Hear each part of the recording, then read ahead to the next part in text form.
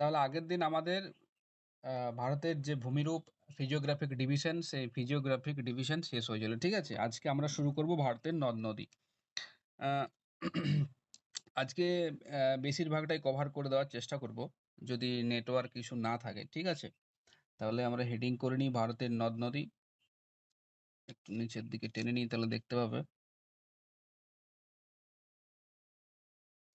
ভারতের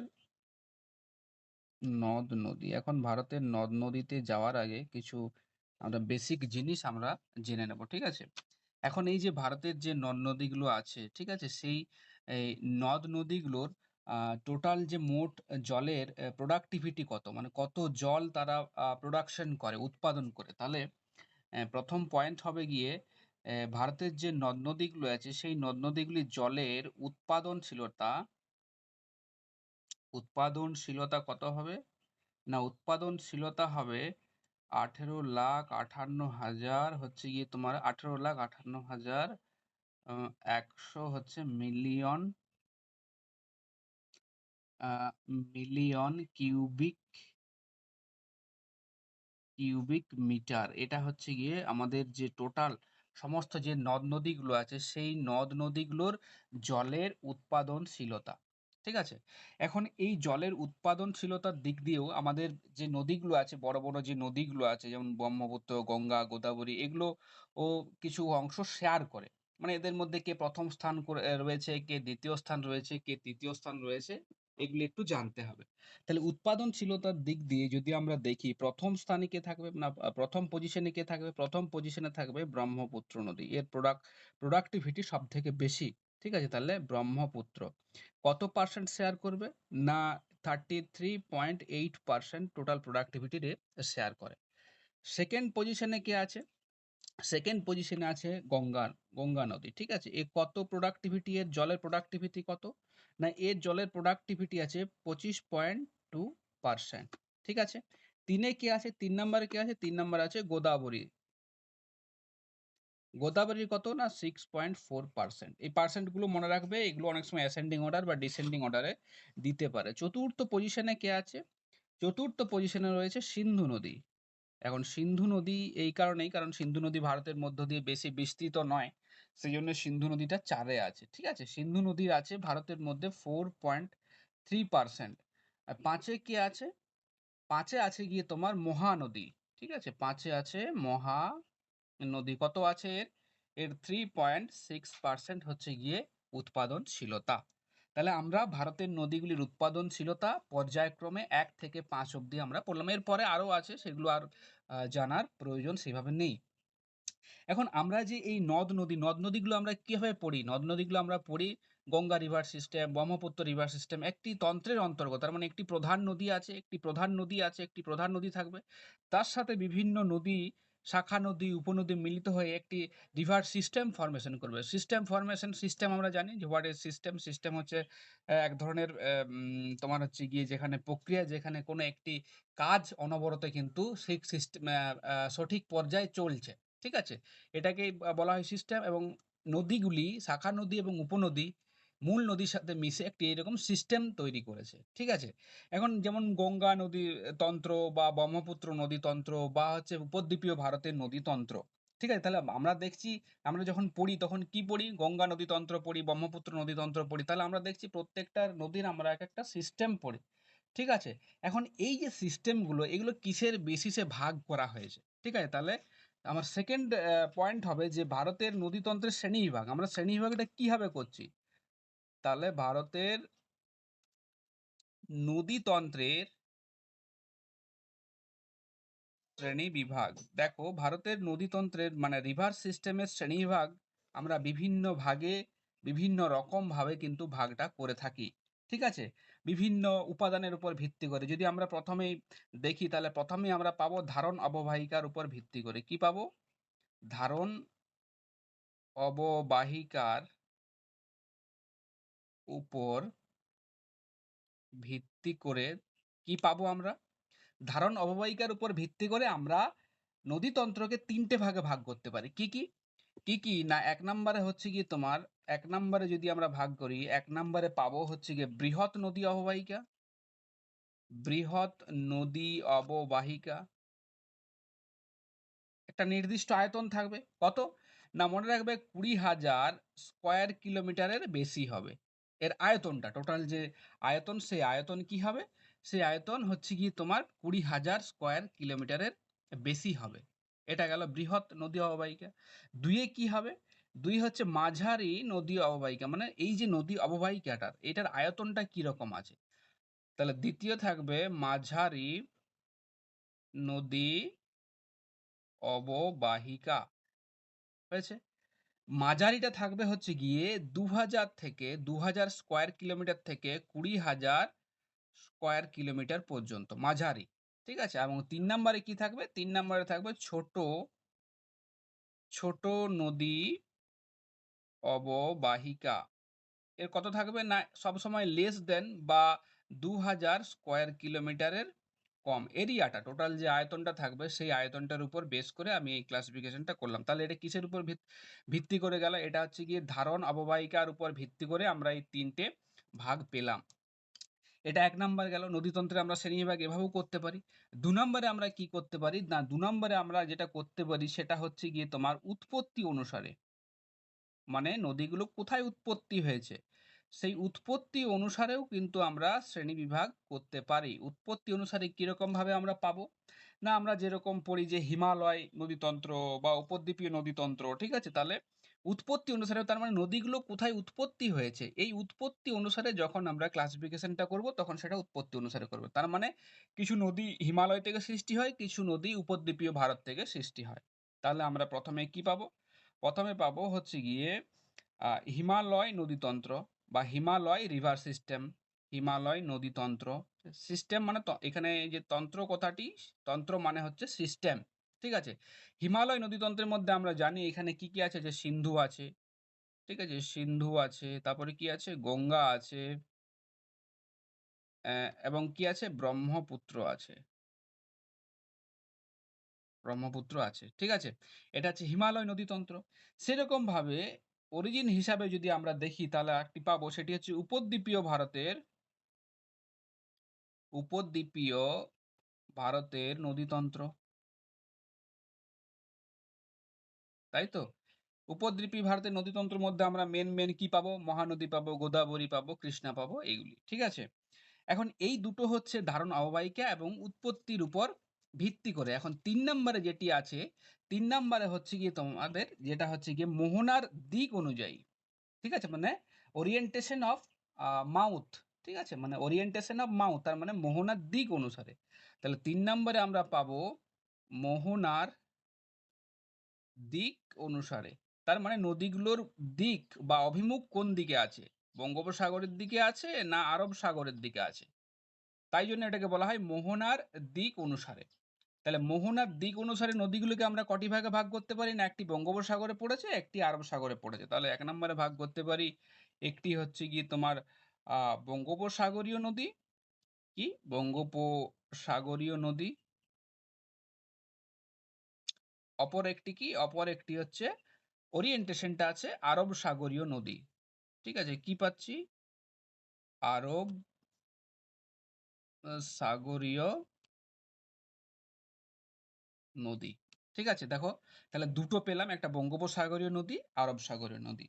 এখন মনে রাখবে এইখানে মোহনার দিক অনুসারে একটি ২-৩ টি পয়েন্ট মনে রাখবে। ১ম পয়েন্ট হচ্ছে গিয়ে তোমার এই যে তোমার বঙ্গোপসাগরীয় নদী, ভারতের বেশিরভাগ নদীর ওরিয়েন্টেশন মানে মুখের ওরিয়েন্টেশন হচ্ছে গিয়ে বঙ্গোপসাগরের দিকে। তার মানে 70, আমরা যদি পার্সেন্টেজের হিসাবে দেখি, না 77% ড্রেনেজ এরিয়া কোন দিকে মুখ করে আছে? 77% ড্রেনেজ এরিয়া কোন দিকে মুখ করে আছে? বঙ্গোপসাগরের দিকে। তাহলে 77% ড্রেনেজ এরিয়া কোন দিকে আছে? টুয়ার্ডস বঙ্গোপসাগর। এরিয়া কোন দিকে আছে? বঙ্গোপসাগরের দিকে আছে। ঠিক আছে? তাহলে 77% এরিয়া কোন দিকে আছে? বঙ্গোপসাগর। বাকি রেস্ট অফ 23% কোন দিকে আছে? 23% ড্রেনেজ এরিয়া আরব সাগরমুখী। তাহলে এটা লিখে দিই। এটা হচ্ছে বঙ্গোপসাগর মুখী। এবং 23% যদি আমরা দেখি, 23% ড্রেনেজ এরিয়া কোথায়? আরব সাগরমুখী। আরব সাগর মুখী। হয়েছে? তাহলে এখানে আরো একটি পয়েন্ট আছে, সেটি হচ্ছে গিয়ে তোমার এখানে বঙ্গোপসাগরমুখী যে নদীগুলো আছে, সেই নদীগুলো ভারতের যত জল আছে তার 90% কিন্তু নিয়ে যাচ্ছে কোন দিকে? বঙ্গোপসাগরের দিকে। তার মানে মোট প্রোডাক্টিভিটি আমি এখানে দিয়েছিলাম, মোট প্রোডাক্টিভিটি উৎপাদনশীলতা যেটা দিয়েছিলাম, ঠিক আছে? আ লেখাগুলো অস্পষ্ট আছে, কিন্তু আমার তো এখানে সমস্যা হচ্ছে না। সবারই কি একই সমস্যা হচ্ছে?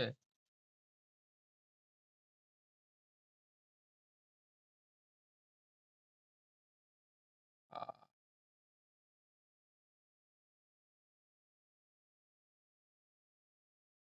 এই এক সমস্যা, লেখা দেখা যাচ্ছে না।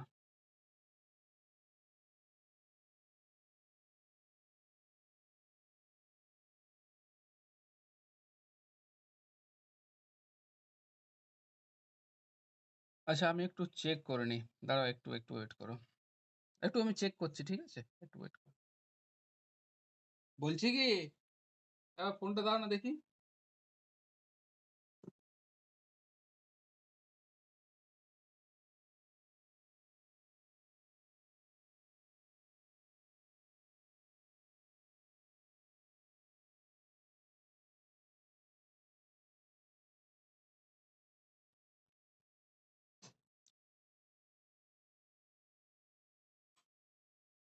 একটু ওয়েট করো, হ্যাঁ, একটু দাঁড়াও। পাও না তো, পাও না।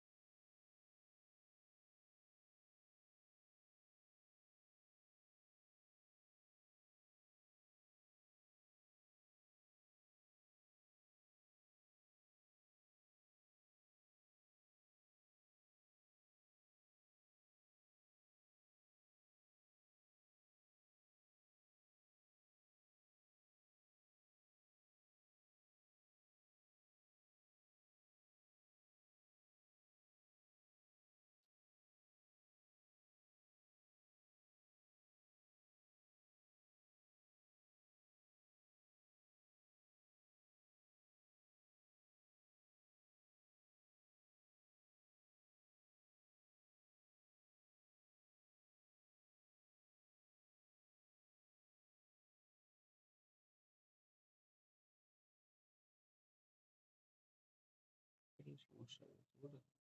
ওটা কিসের সমস্যা বলতো? ডেটাও ঠিক আছে। ওয়াইফাই ছাড়া হলো না।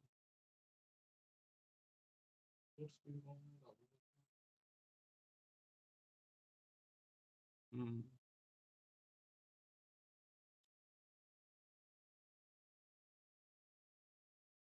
ঘুরিয়েছে। পনেরোটা সমস্যা নেই।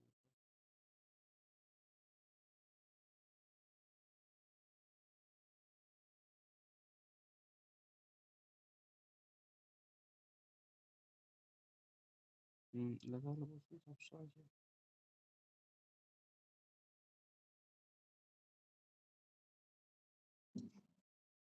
ওয়াইফাই ছাড়া কি গতি মনে হচ্ছে? এ ছাড়া কিছু গতি হবে না মনে হচ্ছে।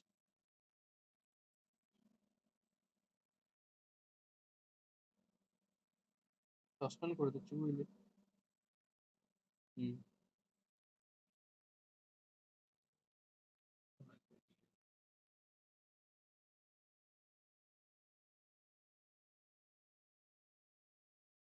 আচ্ছা, এটা তো নেটের,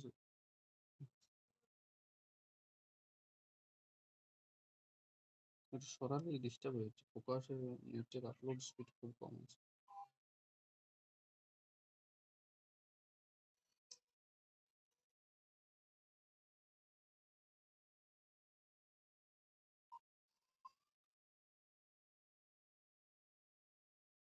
কিছু দেখা যাচ্ছে না। ওটা ইয়াটা অন কর না, হটস্পটটা দেখি। এই হটস্পটটা অন কর না, ইয়াতে লিয়ে দেখি না। করেছিস? 5G করবি?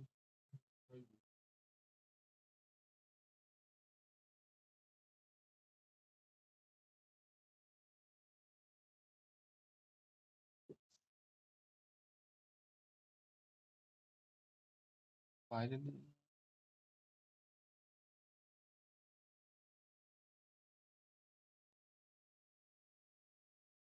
বাইরের হুম,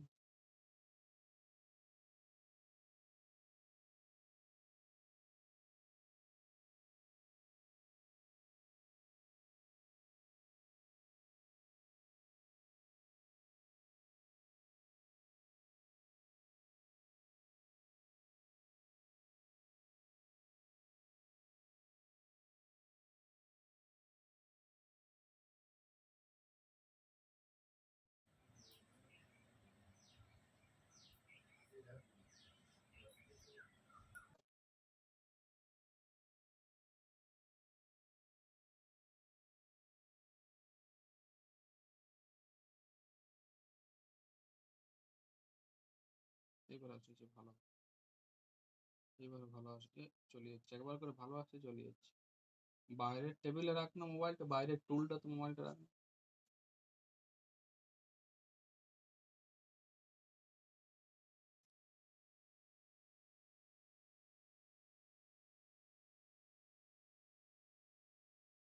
এবার ঠিক আছে?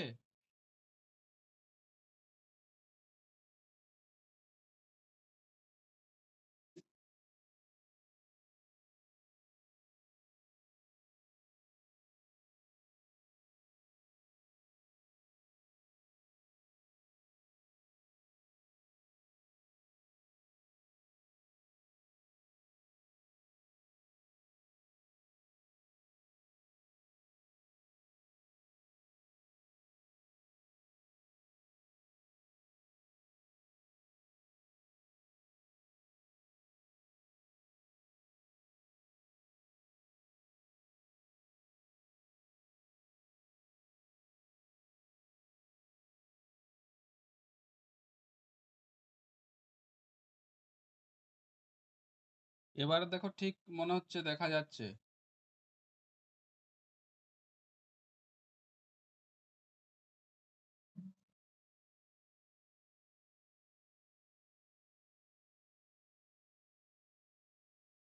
ঠিক আছে।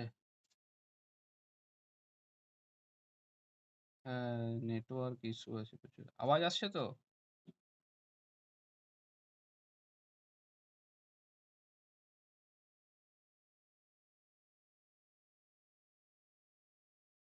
ঠিক আছে, ঠিক আছে, ঠিক আছে, যতটা হয় আমি শুরু করি। আর যতটা হচ্ছে আমি আজকে নিয়ে যাচ্ছি, নাহলে বুধবার দিন তোমাদের হবে, ঠিক আছে? বুধবার দিন হবে, যতটা হচ্ছে আমি করিয়ে দিচ্ছি, ঠিক আছে? এখন সমস্যা হচ্ছে না, এখন ঠিক আছে। তাহলে দেখো আমরা কি করলাম, প্রথমেই ভারতের যে নদ নদী আছে সেই নদ নদীর উৎপাদনশীলতার কথা আলোচনা করলাম, যে ভারতের যে টোটাল জলের উৎপাদনশীলতা কত, সেই উৎপাদনশীলতা। এবং ক্রমান্বয়ে যে নদীগুলো আছে, ব্রহ্মপুত্র, গঙ্গা, গোদাবরী, সিন্ধু, সেই নদীগুলোর ওর কত কি উৎপাদনশীলতা রয়েছে সেগুলি আমরা আলোচনা করেছি। পরে আমরা যে নদীতন্ত্র, যে রিভার সিস্টেম আছে, সেই রিভার সিস্টেমের এর যে ক্লাসিফিকেশন, তা ক্লাসিফিকেশন আমরা কিসের উপর বেস করে করতে পারি না, ক্লাসিফিকেশন আমরা তিনটে বেসিসের উপর বেস করে করতে পারি। সেটা হচ্ছে একটা ধারণ অববাহিকা, অরিজিন, আর একটা হচ্ছে মোহনার দিক বা মোহনার ডাইরেকশন অনুসারে। ঠিক আছে, প্রথম আছে গিয়ে ধারণ অববাহিকা যেটা আছে। ধারণ অববাহিকায় কি আছে দেখো, বৃহৎ নদী অববাহিকা, মাঝারি নদী অববাহিকা এবং ছোট নদী অববাহিকা। ঠিক আছে? তারপরে কি আছে? তারপরে আছে উৎপত্তি অনুসারে যে শ্রেণীবিভাগ রয়েছে, উৎপত্তি অনুসারে শ্রেণীবিভাগে আমরা কি পাচ্ছি? নদীগুলো কোথা থেকে সৃষ্টি হয়েছে। হিমালয় থেকে সৃষ্টি হয়েছে না উপদ্বীপীয় ভারত থেকে সৃষ্টি হয়েছে, তার উপর বেস করে দুটো। ঠিক আছে? একটা হচ্ছে হিমালয় নদীতন্ত্র, আর একটা হচ্ছে উপদ্বীপীয় ভারতের নদীতন্ত্র। ঠিক আছে? And then last one is হচ্ছে গিয়ে মোহনার ডাইরেকশন অনুসারে, ওরিয়েন্টেশন অফ হচ্ছে গিয়ে তোমার আমাদের যে সি গুলো আছে, সেই সি গুলোর উপর আহ উম হ্যাঁ, হ্যাঁ, স্ক্রিন আপনা আপনি রোটেট করছে। ওটা হয়তো তুমি ওই ইয়ে করে রাখো, ওই একদিক করে ওই ল্যান্ড লম্বা করে রাখো মোবাইলটা, দেখো ঠিকঠাক দেখা যাবে। ঠিক আছে? ওদের অ্যাপের কিছু সমস্যা আছে।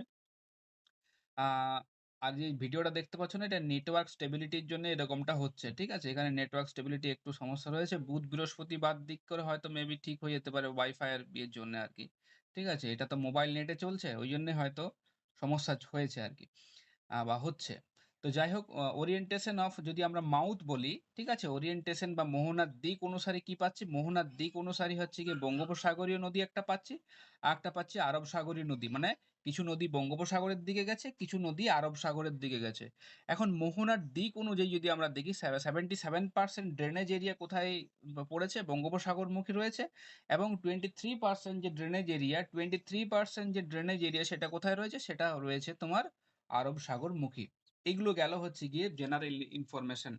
এইবারে আমরা চলে আসবো হচ্ছে গিয়ে তোমার আ রিভার সিস্টেমে চলে আসবো, বা আমাদের যে ১ম এই আমরা আসবো যে হিমালয়ান রিভার সিস্টেম আছে, সেই হিমালয়ান রিভার সিস্টেমে। এখন হিমালয়ান যে রিভার সিস্টেম রয়েছে, ঠিক আছে? হিমালয়ান যে রিভার সিস্টেম রয়েছে দেখো,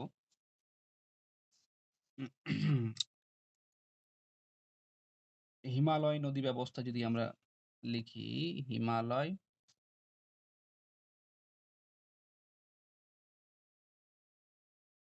নদী ব্যবস্থা। হিমালয় নদী ব্যবস্থাতে আমরা কি দেখব? না, হিমালয় রিভার সিস্টেমের অন্তর্গত আমরা ৩ টে নদী আছে, মেইন ৩ টে নদী। একটা হচ্ছে সিন্ধু, তারপরে আছে গঙ্গা, তারপরে আছে ব্রহ্মপুত্র। এই ৩ টে যে রিভার সিস্টেম আছে, সেই ৩ টে রিভার সিস্টেম নিয়ে আমরা আলোচনা করব।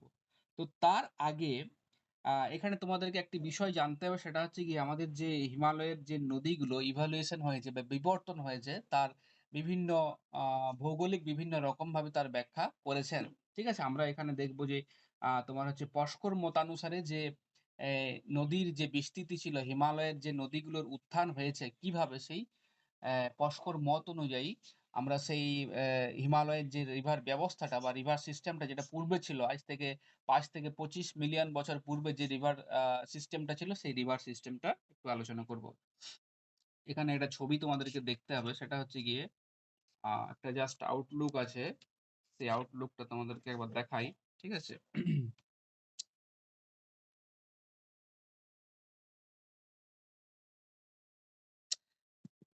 এই যে ভারতের যে ছবিটা দেখছো, ঠিক আছে?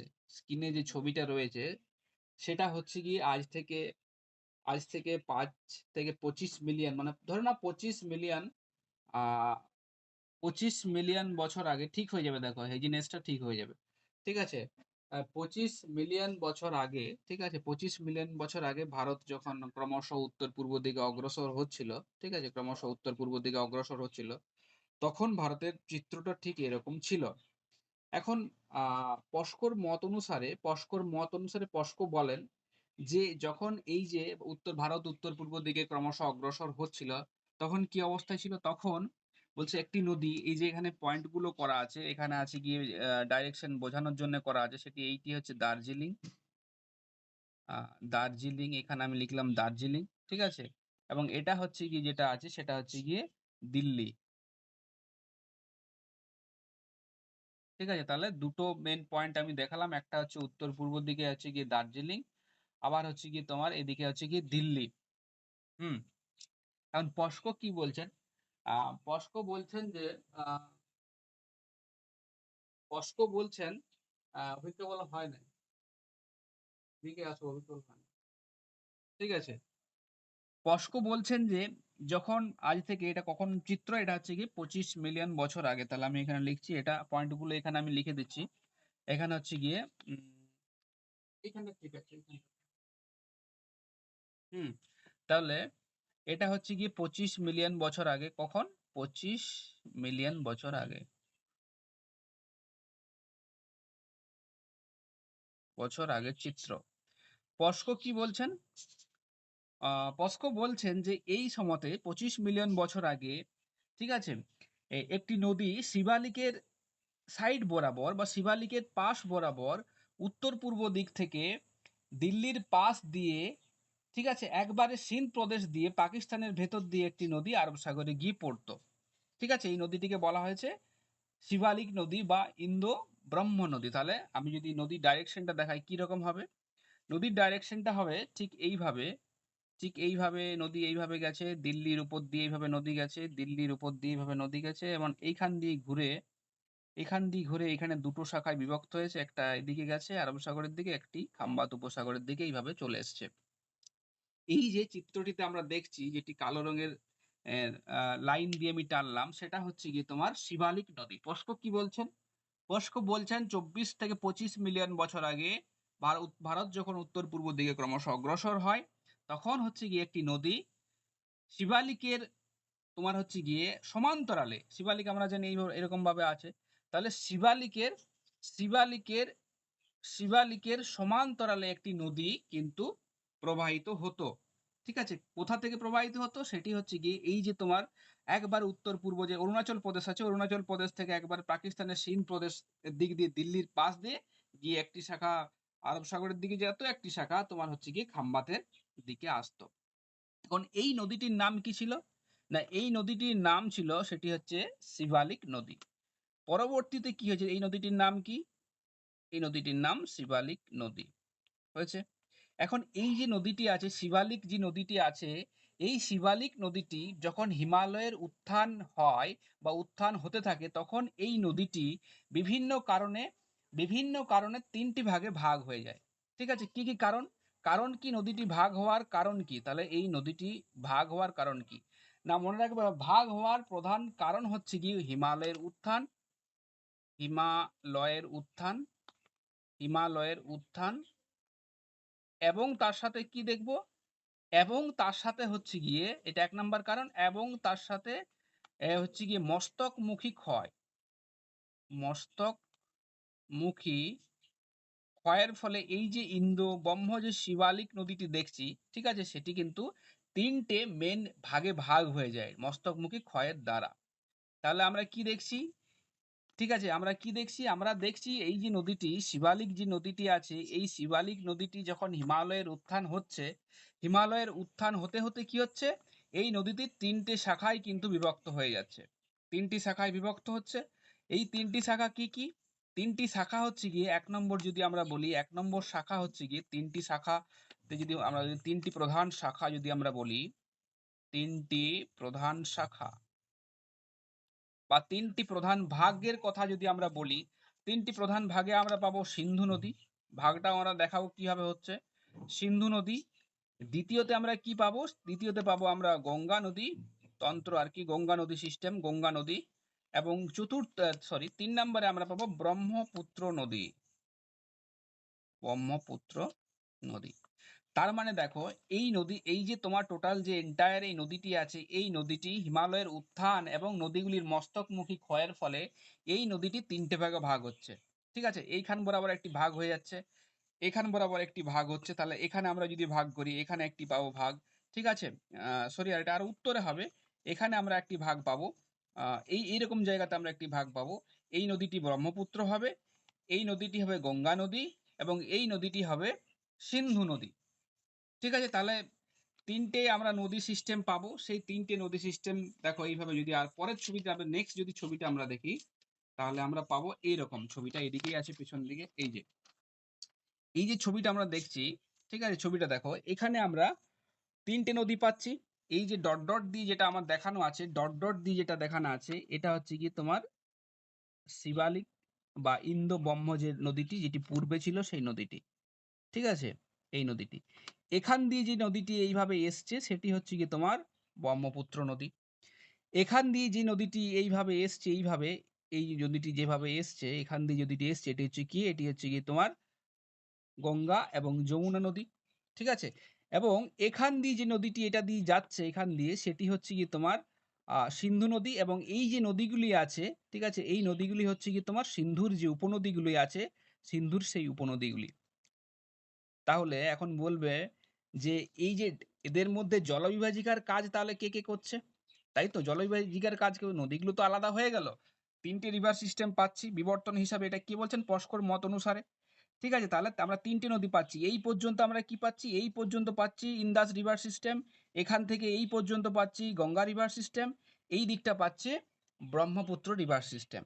এখন এই সিন্ধু গঙ্গার মাঝে, সিন্ধু এবং গঙ্গা যে রিভার সিস্টেম আছে, সিন্ধু এবং গঙ্গা রিভার সিস্টেমের মাঝে যে দিল্লি রিজ আছে, সেই দিল্লি রিজ হচ্ছে গিয়ে তোমার একটা ওয়াটার শেডের কাজ করছে। তাহলে কি এখানে লিখবে হচ্ছে গিয়ে সিন্ধু এবং গঙ্গা, আবার ঠিক হয়ে যাবে, স্টেবিলিটি চলে আসবে। দেখো, সিন্ধু এবং গঙ্গার মাঝে, সিন্ধু এবং গঙ্গার মাঝে, সিন্ধু এবং, একটু ওয়েট করে চলে আসবে, গঙ্গার মাঝে যেটি জলবিভাজিকার কাজ করছে সেটি কি? সেটি হচ্ছে গিয়ে দিল্লি রিজ, দিল্লি রিজ, ঠিক আছে। এবং তোমার হচ্ছে গিয়ে সিন্ধু এবং গঙ্গার মাঝে তাহলে হলো, তাহলে সিন্ধু এবং গঙ্গার মাঝে এই যে তোমার সিন্ধু, এটা ইন্দাস রিভার সিস্টেম, আর এটা হচ্ছে গঙ্গা রিভার সিস্টেম, এর মাঝে এখানে আছে দিল্লি রিজ, জলবিভাজিকার কাজ করছে। এখন এই যে ব্রহ্মপুত্র এবং গঙ্গা, এদিকে তো গঙ্গা রিভার সিস্টেম, এদিকে কি আছে? Brahmaputra river system. এই যে তোমার হচ্ছে গিয়ে এদিকে হচ্ছে গঙ্গা এবং হচ্ছে গিয়ে তোমার ব্রহ্মপুত্র, এই গঙ্গা এবং ব্রহ্মপুত্রের মাঝে যেটি কাজ করছে জলবিভাজিকা, সেটি হচ্ছে কি? এখানে জলবিভাজিকা নাই, এটা যেটা বিচ্ছিন্ন করেছে সেটা আমরা বলতে পারি। তাহলে কি লিখবে এখানে? এখানে লিখবে ব্রহ্মপুত্র এবং গঙ্গাকে বিচ্ছিন্ন করেছে,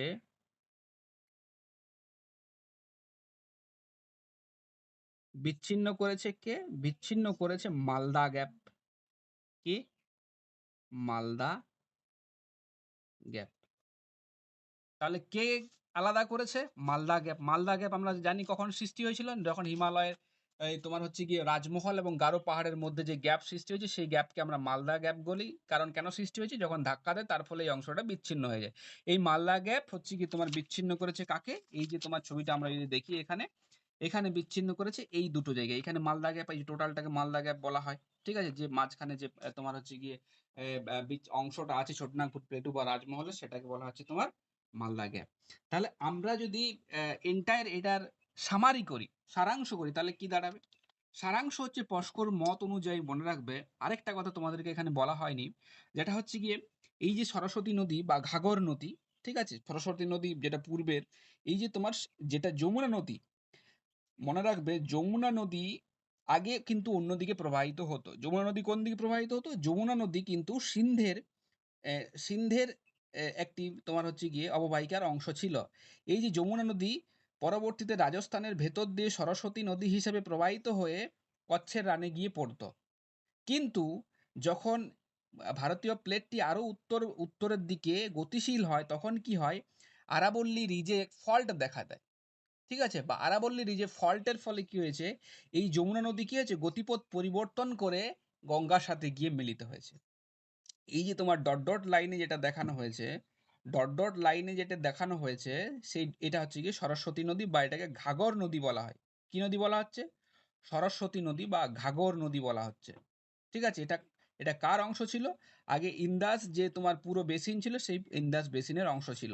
এই সরস্বতী নদীর অস্তিত্ব এখনো তোমার তার বেসিন এরিয়া বা তার খাত রয়েছে, কিন্তু সব জায়গায় সম্পূর্ণরূপে তার অস্তিত্ব এখনো পর্যন্ত খুঁজে পাওয়া যায়নি। কিন্তু আমাদের হিন্দু ধর্মের বিভিন্ন বেদ উপনিষদে তোমার হচ্ছে কি এই সরস্বতী নদীর কিন্তু অস্তিত্ব রয়েছে। ঠিক আছে? সরস্বতী নদীর কিন্তু অস্তিত্ব রয়েছে।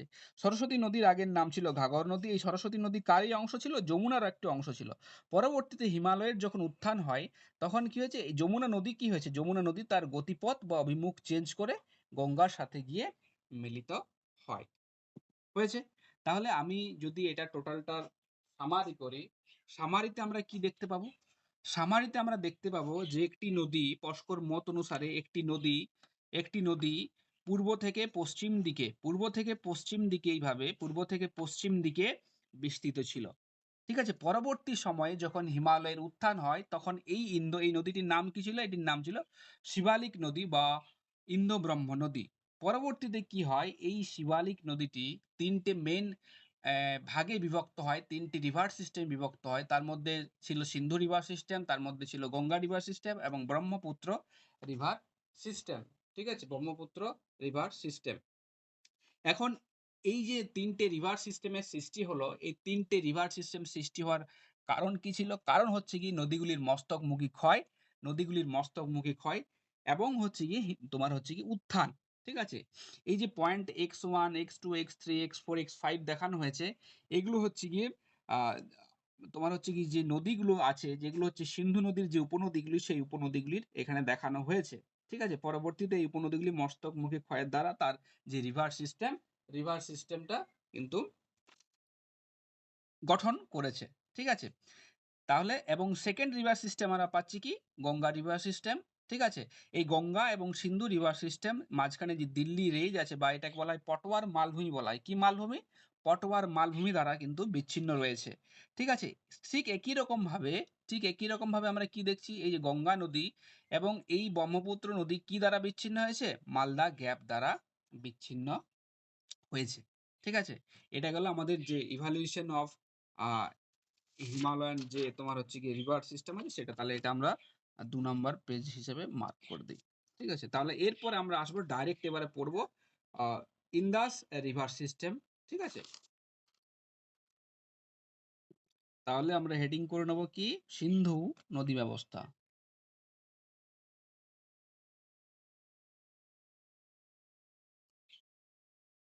আরো মত আছে, মাল্টিপল রিভার থিওরি আছে, কিন্তু এটুকু জানলেই হবে। এসএসসির জন্য এটুকু জানলেই হবে, এর বেশি জানার দরকার নেই। ঠিক আছে? সিন্ধু নদী ব্যবস্থার মধ্যে আমাদের যে সিন্ধু নদী এবং তার ৫টি নদী যে আছে শতদ্রু, বিয়াস, রবি, চেনাব এবং ঝিলাম, এদের গতি প্রবাহ বা তোমার গতিপথ বা কোথা থেকে সৃষ্টি বা উৎস সেগুলি কিন্তু জানতে হবে। ঠিক আছে? তাহলে প্রথমেই আমাদেরকে জানতে হবে সিন্ধু নদী কোথা থেকে উৎপত্তি লাভ করেছে। না, মনে রাখবে সিন্ধু নদী টোটাল আমাদের ভারতে কিন্তু সিন্ধু নদীর দৈর্ঘ্য তোমার হচ্ছে গিয়ে বেশি নেই।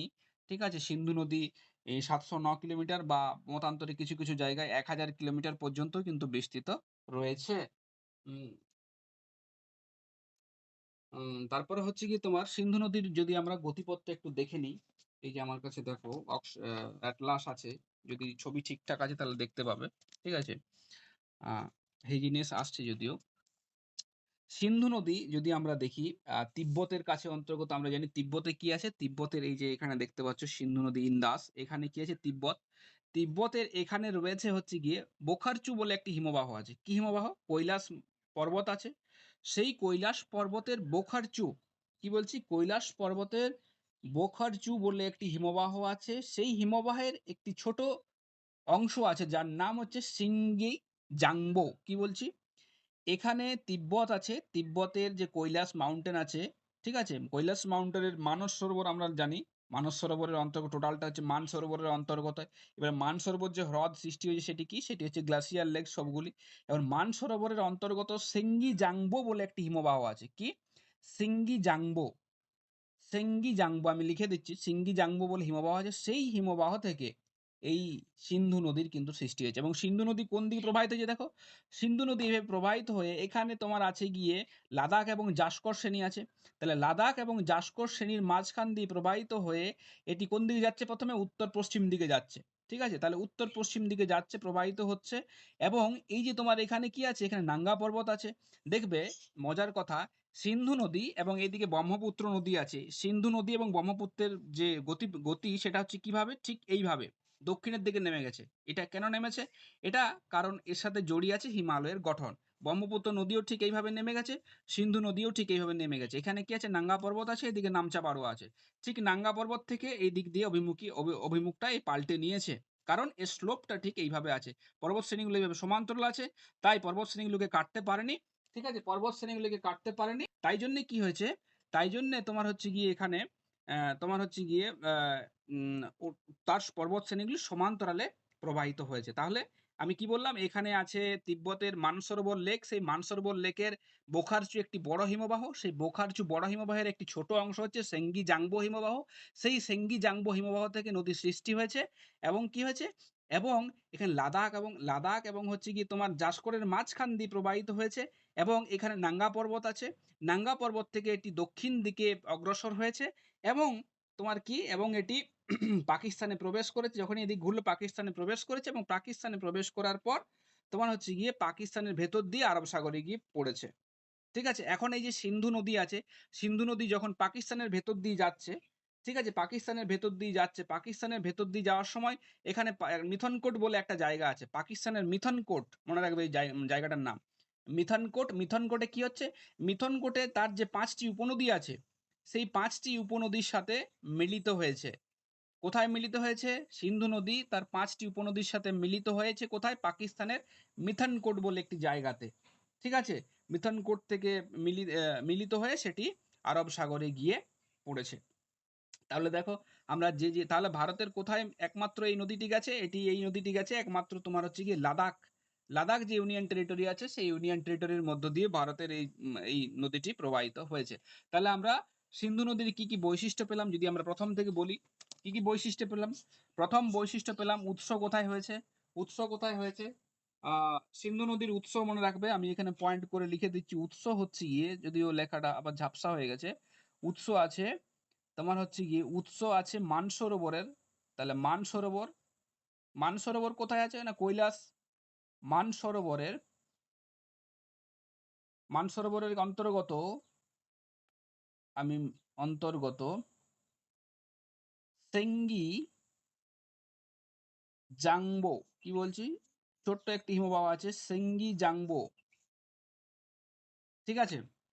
বা এটাকে বলা হয় তিব্বতের ভাষায় সিংহের মুখ। কি বলছে এটাকে? তিব্বতের ভাষায় এটাকে কি বলছে? সিংহের মুখ।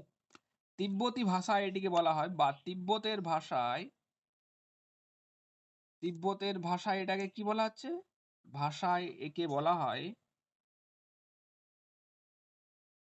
একে বলা হয় সিংহের মুখ।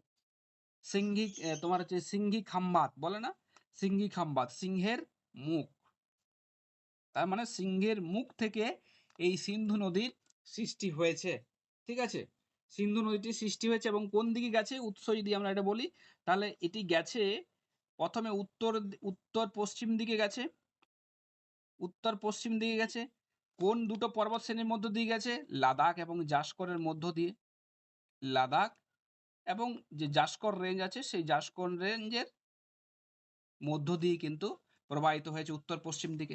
যেই তোমার উত্তর পশ্চিম দিকে গেছে, উত্তর পশ্চিম দিকে তোমার হচ্ছে গিয়ে উত্তর পশ্চিম দিকে যখনই গেছে তখনই কি হয়েছে? এখানে কি আছে? নাঙ্গা পর্বত আছে। নাঙ্গা পর্বতের কাছে কি হয়েছে? নাঙ্গা পর্বতের কাছে এটি কি করেছে? এটি মনে রাখবে তোমার হচ্ছে গিয়ে নাঙ্গা পর্বতের কাছে এটি দক্ষিণ দিকে ঘুরে গেছে। দক্ষিণ দিকে ঘুরে গেছে নদীটি। আরেকটি কথা এখানে বলা হয়নি, এই যে লাদাখ পর্বত শ্রেণীর মধ্য দিয়ে যখন যাচ্ছে তখন গিলগিটের কাছে, লাদাখ পর্বত শ্রেণীকে তোমার কিছু জায়গাতে ছেদ করে দিয়েছে এবং আকর্ষণীয় গিরিখাত গঠন করেছে। তাহলে লাদাখে কিছু জায়গাতে, এখানে লেখা দরকার নেই আর, এটা গিরিখাত গঠন করেছে। ঠিক আছে? আর মনে রাখবে কোথায় পাকিস্তানে প্রবেশ করেছে? না, দরিস্তান বলে একটা আছে জায়গা, দরিস্তান অঞ্চল। কি? দরিস্তান অঞ্চলে এটি পাকিস্তানে প্রবেশ করেছে। এটি পাকিস্তানে প্রবেশ করেছে।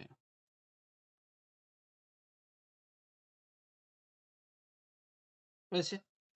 এবং পরের পয়েন্টে লিখবে দরিস্তানে এটি পাকিস্তানে প্রবেশ করেছে। পরে লিখবে যে হচ্ছে কি তোমার এটি পাকিস্তানের মিথনকোটের কাছে। কোথায়? পাকিস্তানের মিথনকোট বলে একটি জায়গা আছে।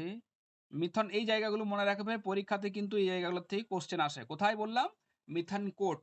পাকিস্তানের মিথনকোটে, পাকিস্তানের মিথনকোটে তার 5টি উপনদীর সাথে, তার 5টি উপনদীর সাথে 5টি উপনদীর সহিত মিলিত হয়েছে। বাস, সিন্ধু নদী সম্বন্ধে এটুকু জানলে হবে। এবারে তার উপনদীগুলোর ব্যাপারে আমরা এবারে আলোচনা করব। ঠিক আছে? তাহলে এগুলো হচ্ছে সিন্ধু নদীর কিছু ফ্যাকচুয়াল পয়েন্ট। তাহলে সিন্ধু নদীর আমরা ডান তীর এবং বাম তীরের কিছু উপনদী পাবো। ঠিক আছে? বিশেষ করে বাম তীরের উপনদীগুলি যেগুলো হচ্ছে গিয়ে তোমার আমাদের ভারতের সৃষ্টি হয়েছে, বা কিছু নদী ভারতের সৃষ্টি হয়েছে, কিছু তিব্বতের সৃষ্টি হয়েছে, সেগুলি কিন্তু জানতে হবে। তাহলে প্রথমেই উপনদীর কথা বলতে গেলে প্রথমেই কি আসবে? না, প্রথমেই আসবে তোমার হচ্ছে গিয়ে ঝিলাম, বা যেটিকে বিতস্তা বলা হয়। কি বলা হচ্ছে? সেটাকে বলা হচ্ছে বিতস্তা, সিন্ধু নদীর উপনদী। তাহলে এবারে উপনদীগুলো আলোচনা করছি। কোন তীরের উপনদী এগুলো?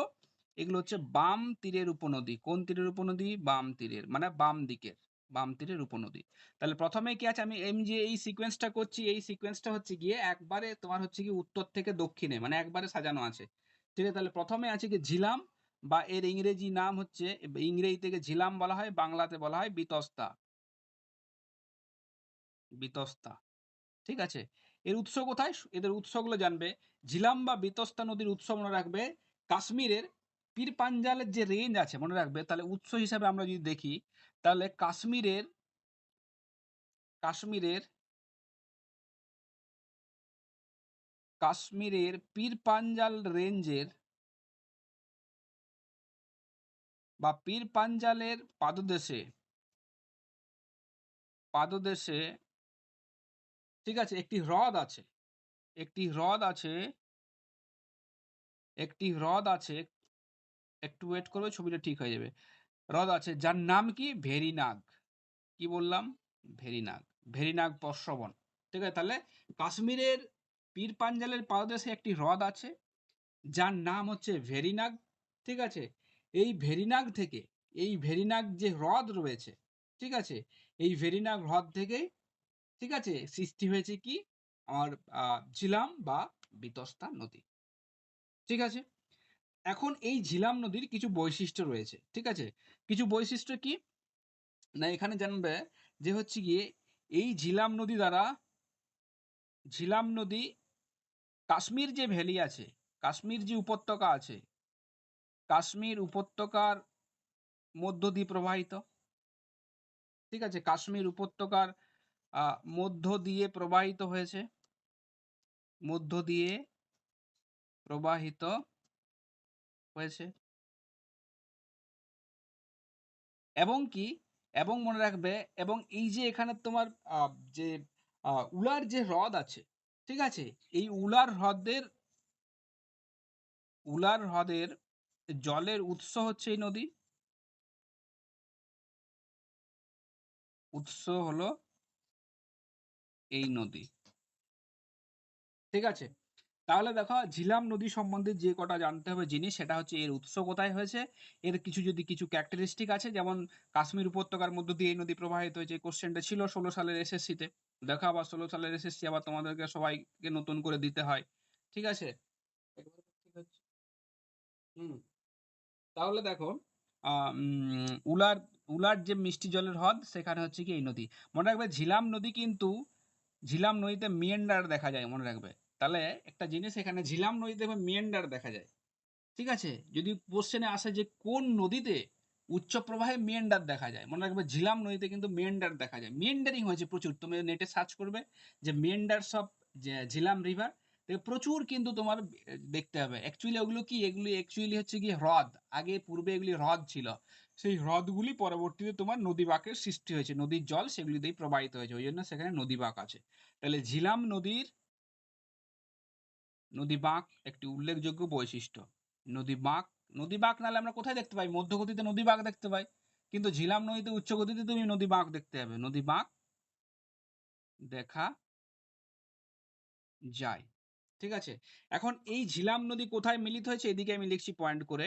এই ঝিলাম নদী, এই ঝিলাম নদী মনে রাখবে হচ্ছে কি তোমার ঝিলামের উপনদীর কথা বলছি। ঝিলামের একটি উপনদী আছে সিন্ধ, সিন্ধ নদী। সিন্ধ নদী হচ্ছে ঝিলামের প্রধান উপনদী, ঝিলাম এর প্রধান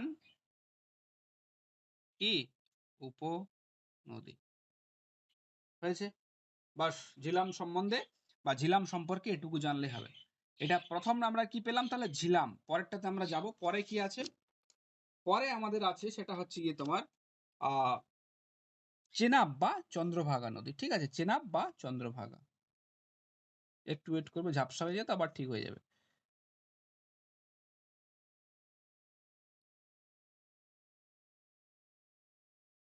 তাহলে চন্দ্রভাগা, এইগুলো সিকোয়েন্স গুলো পরপর হচ্ছে, কিন্তু প্রথমে ঝিলাম দিয়ে তোমার চন্দ্রভাগা। ঠিক আছে, চন্দ্রভাগা। এখন এই যে চন্দ্রভাগা, চন্দ্রভাগা মনে রাখবে দুটো নদী, একটা চন্দ্র নদী আর একটা হচ্ছে কি তোমার ভাগা নদী। চন্দ্র এবং ভাগা নদী দুটোর একসাথে যখন মিলিত প্রবাহ, সেই মিলিত প্রবাহের নাম হচ্ছে গিয়ে চন্দ্রভাগা। ঠিক আছে, এটা কোথায় সৃষ্টি হয়েছে চন্দ্রভাগা? না, চন্দ্রভাগা মনে রাখবে হচ্ছে কি তোমার হিমাচল প্রদেশের চন্দ্রতাল বলে একটা জায়গা আছে, সেখানে তোমার হচ্ছে গিয়ে সেই চন্দ্রতাল থেকে আমি এখানে লিখে দিচ্ছি, দেখো চন্দ্রভাগা নদীর সৃষ্টি হয়েছে। চন্দ্রতাল থেকে, চন্দ্রতাল বলে একটি জায়গা আছে, সেই চন্দ্রতাল থেকে সৃষ্টি হয়েছে চন্দ্রা নদী। এবং এবং বারালাচা যে পাস আছে, তাই না, বারালাচা থেকে সৃষ্টি হয়েছে, বারালাচা থেকে সৃষ্টি হয়েছে কি, বারালাচা থেকে সৃষ্টি হয়েছে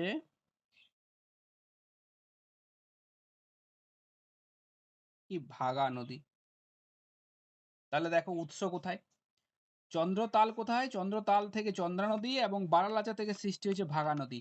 এই চন্দ্র এবং ভাগা হিমাচল প্রদেশের কৈলাং বলে একটি জায়গা আছে, কোথায়, এগুলি পরীক্ষাতে আসে কিন্তু। হিমাচল প্রদেশের টান্ডি জেলাতে, টান্ডি বলে একটি জায়গা, টান্ডির টান্ডির কৈলাং বা কেলাং অনেক সময় বলা হয়, কৈলাঙ্গে এই দুই নদীর মিলিত প্রবাহের নাম কি, নাম হচ্ছে চন্দ্রভাগা। ঠিক আছে, তাহলে আমরা কি পেলাম, পেলাম হচ্ছে কোথা থেকে, চন্দা নদী এবং বারালাচা পাশ থেকে ওই যে ভাগা নদীর সৃষ্টি হয়েছে। এবং এই চন্দ্র এবং ভাগা নদী কোথায় মিলিত হয়েছে, কৈলাঙ্গে, হিমাচল প্রদেশের কৈলাঙ্গে এই দুটি নদীর মিলিত প্রবাহের নাম হচ্ছে গিয়ে চন্দ্রভাগা। পরের পয়েন্টে আমরা দেখব যে এটি পীর পাঞ্জালের সমান্তরালে প্রবাহিত হয়েছে।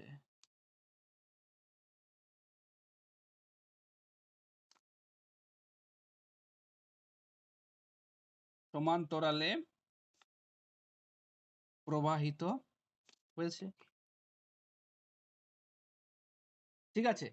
এবং মনে রাখবে তোমার হচ্ছে গিয়ে এটি শতদ্রু নদী, যে শতদ্রু নদী আছে, শতদ্রু নদীর সাথে আলিপুর বলে একটা জায়গা আছে, সেই আলিপুরে মিলিত হয়েছে। এটা অতটা গুরুত্বপূর্ণ নয়, ঠিক আছে, এই কটা এখানে মনে রাখলেই হবে, কোথায় সৃষ্টি হয়েছে এবং তোমার কোথায় এই দুটি মিলিত হয়েছে এবং মিলিত প্রবাহে এদের নাম কি হয়েছে।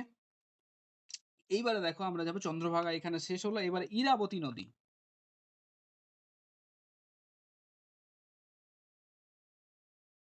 ইরাবতী নদী, ঠিক আছে, একে অনেক সময় রবি বলা হয়, ইংরেজিতে কি বলা হয়, ইংরেজিতে বলা হয় রবি, ঠিক আছে, ইংরেজিতে বলা হচ্ছে রবি।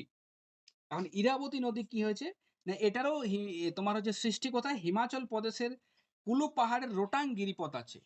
তাহলে কি, ছবিটা হেজি আছে, আবার ঠিক হয়ে যাবে, দেখ একটু একটু ওয়েট করো, হয়ে ঠিক হয়ে যাবে। ইরাবতী নদীর উৎস কোথায় আছে, ইরাবতী নদীর উৎস আছে গিয়ে, তোমার উৎসের কথা যদি বলি, হিমাচল প্রদেশের, হিমাচল, আচ্ছা উৎসটা আমি এখানে লিখে দিচ্ছি, পরে এগুলো পিডিএফ এ তোমাদের সুবিধা হবে। উৎস কোথায়, উৎস হচ্ছে হিমাচল প্রদেশের কুলু, কুলু যে পাহাড় আছে, কুলু পাহাড়ের, ঠিক আছে, কুলু পাহাড়ের একটি গিরিপথ আছে, তার নাম রোটাং। আমরা জানি হিমাচল প্রদেশে রোটাং গিরিপথ আছে, রোটাং গিরিপথ, ঠিক আছে। এই রোটাং গিরিপথের পশ্চিম দিকে, গিরিপথের পশ্চিম দিকে এই নদীর উৎপত্তি হয়েছে, উৎপত্তি হয়েছে, ওই নদীর উৎপত্তি হয়েছে, হয়েছে। তাহলে ইরাবতী নদীর উৎস কোথায়, ইরাবতী নদীর উৎস হচ্ছে গিয়ে হিমাচল প্রদেশের কুলু পাহাড়, কুলু হিলস, মনে রাখবে হিমাচল প্রদেশের কুলু হিলস, কুলু হিলসের রোটাং যে গিরিপথ তার পশ্চিম দিকে কিন্তু এটি সৃষ্টি হয়েছে। 2 নম্বর পয়েন্ট, এটি 1 নম্বর লিখবে উৎস। 2 নম্বরে কি লিখবে না, 2 নম্বরে লিখবে বা পরের পয়েন্ট করবে যে, মনে রাখবে যে হচ্ছে কি, এই যে নদী, এই নদী চুম্বা যে উপত্যকা আছে বা চম্বা উপত্যকা, চুম্বা ভ্যালি যেটি আছে, চুম্বা উপত্যকার মধ্য দিয়ে প্রবাহিত হয়েছে, উপত্যকার মধ্য দিয়ে প্রবাহিত প্রবাহিত হয়েছে, ঠিক আছে। আর ইরাবতী নদী, এটা অনেক সময় কোশ্চেনে আসে, ইরাবতী নদী চেনাবের সাথে মানে চন্দ্রভাগার সাথে কোথায় মিলিত হয়েছে, সরাই সিন্ধু। তাহলে মনে রাখবে এই ইরাবতী নদী ইরাবতী নদী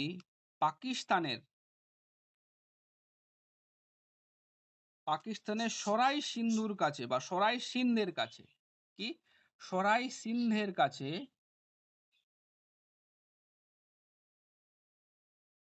চন্দ্রভাগার সাথে মিলিত হয়েছে। এগুলো হচ্ছে ক্যাচি, এগুলো পরীক্ষাতে আসে।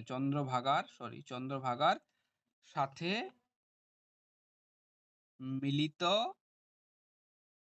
হয়েছে।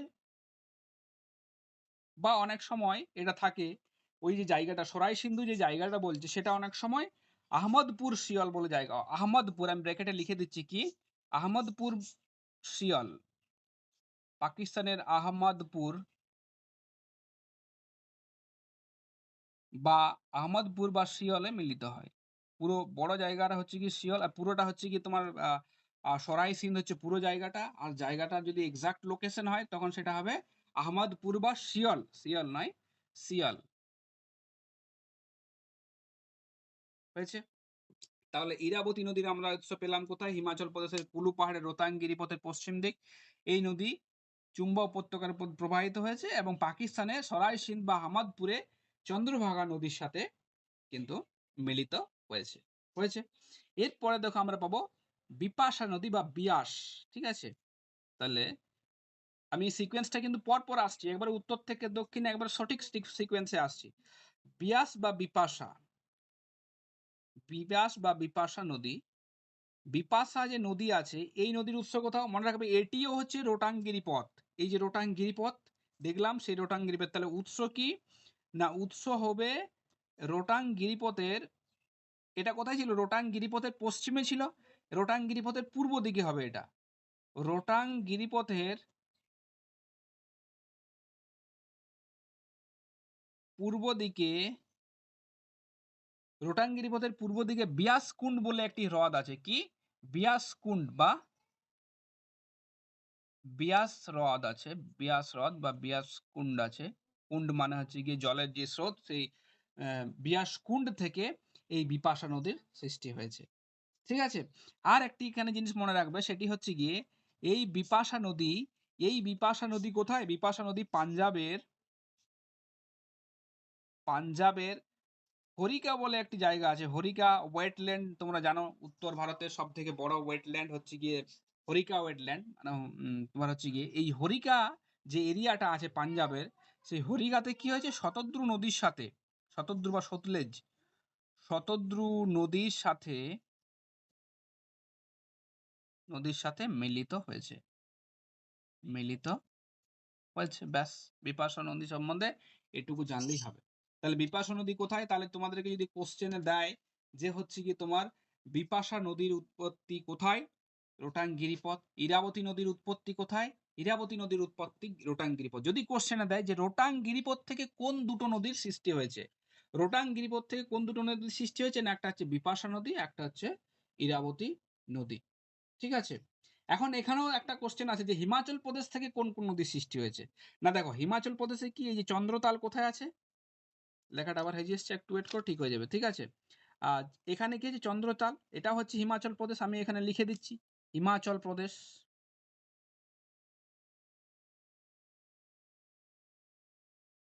এটাও কি, এটাও হচ্ছে হিমাচল প্রদেশ।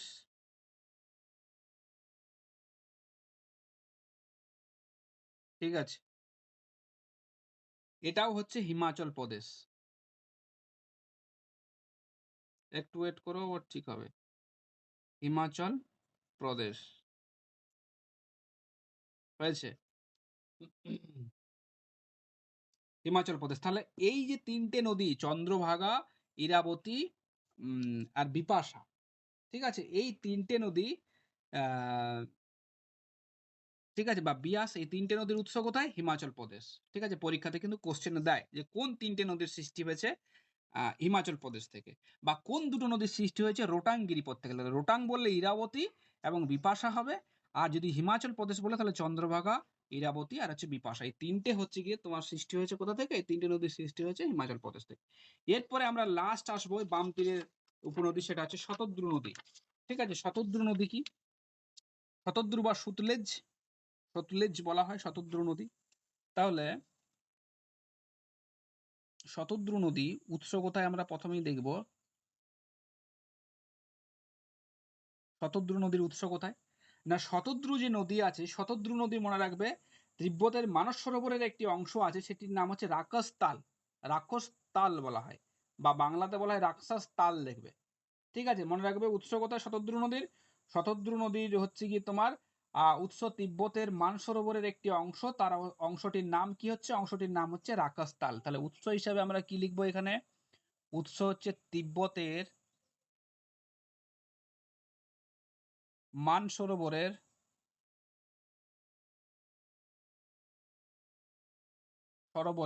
রাক্ষস তাল। তাল মানে ঝিল, ঠিক আছে, থেকে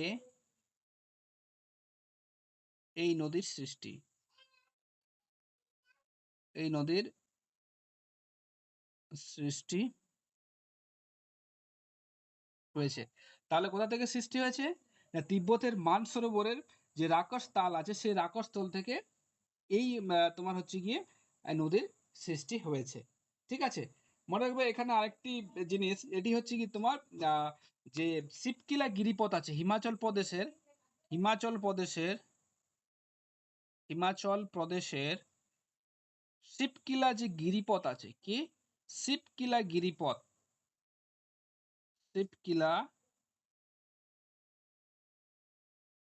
গিরিপথ দিয়ে প্রবেশ করেছে। ঠিক আছে, এবং এই শতদ্রু নদী সিন্ধুর সাথে কোথায় মিলিত হয়েছে? বাকি নদীগুলোর সাথে কিন্তু মিলিত হয়নি। শতদ্রু নদীর সাথে এই পরবর্তী যে নদীগুলো আছে, রবি, চেনাব, ঝিলাম, এগুলি কোথায় মিলিত হয়েছে? এগুলি হচ্ছে কি মিথনকোটের আগে মিলিত হয়েছে, কিন্তু শতদ্রু নদী ইন্দাসের সাথে মিথনকোটে মিলিত হয়েছে। তাহলে আমরা এখানে বলতে পারি যে এই শতদ্রু নদী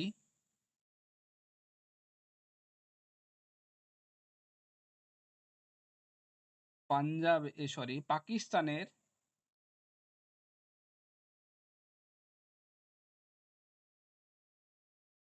মিথনকোটে সিন্ধুর সাথে সিন্ধু নদীর সহিত মিলিত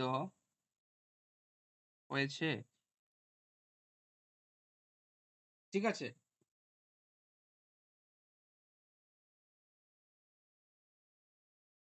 তাহলে এটা শতদ্রু নদী গেল। তাহলে দেখো, উত্তর এবং দক্ষিণের পর্যায়ক্রমে যদি আমরা নদীগুলোকে সাজাই, ব্যাস এটুকু জানলেই হবে, আর কিছু এখানে জানার দরকার নেই। ঠিক আছে, উত্তর থেকে দক্ষিণে যদি আমরা সিকোয়েন্সটা করি, উত্তর থেকে দক্ষিণে যদি আমরা সাজাই, উত্তর থেকে দক্ষিণে যদি নদীগুলোকে সাজাই, উত্তর থেকে দক্ষিণে যদি নদীগুলোকে সাজাই, তাহলে কি পাবো? প্রথমে আমরা সিন্ধু আর লিখছি না, তাহলে কি পাবো? ঝিলাম। ঝিলামের দক্ষিণে কে আছে? চেনাব।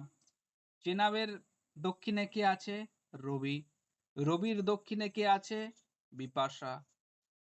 বিপাশার দক্ষিণে কে আছে? বিপাশার দক্ষিণে কে আছে? বিপাশার দক্ষিণে আছে শতদ্রু। ব্যাস এই সিকোয়েন্সটা মনে রাখবে। এতক্ষণ যেগুলো পড়লাম সেগুলো হচ্ছে গিয়ে সিন্ধুর যে হচ্ছে কি বাম তীরের যে নদীগুলি আছে, সিন্ধুর সেই বাম তীরের যে নদী, সেই নদী সমূহ। ঠিক আছে, ধরে থাকলে ঠিক আছে, ছাড়ি দিলে ওই যে। তাহলে দেখো, উত্তর থেকে দক্ষিণে এগুলো সিকোয়েন্সটা গেল। এইবারে যেটা আছে সেটা হচ্ছে কি তোমার ডান তীরের কিছু উপনদী আছে, সিন্ধুর ডান তীরের কিছু উপনদী। তাহলে এখানে পয়েন্টে করবে সিন্ধুর ডান তীরের কিছু উপনদী, শুধুমাত্র নামগুলো জেনে রাখো তাহলেই হবে, এগুলো সেইভাবে অত গুরুত্ব নয়। সিন্ধুর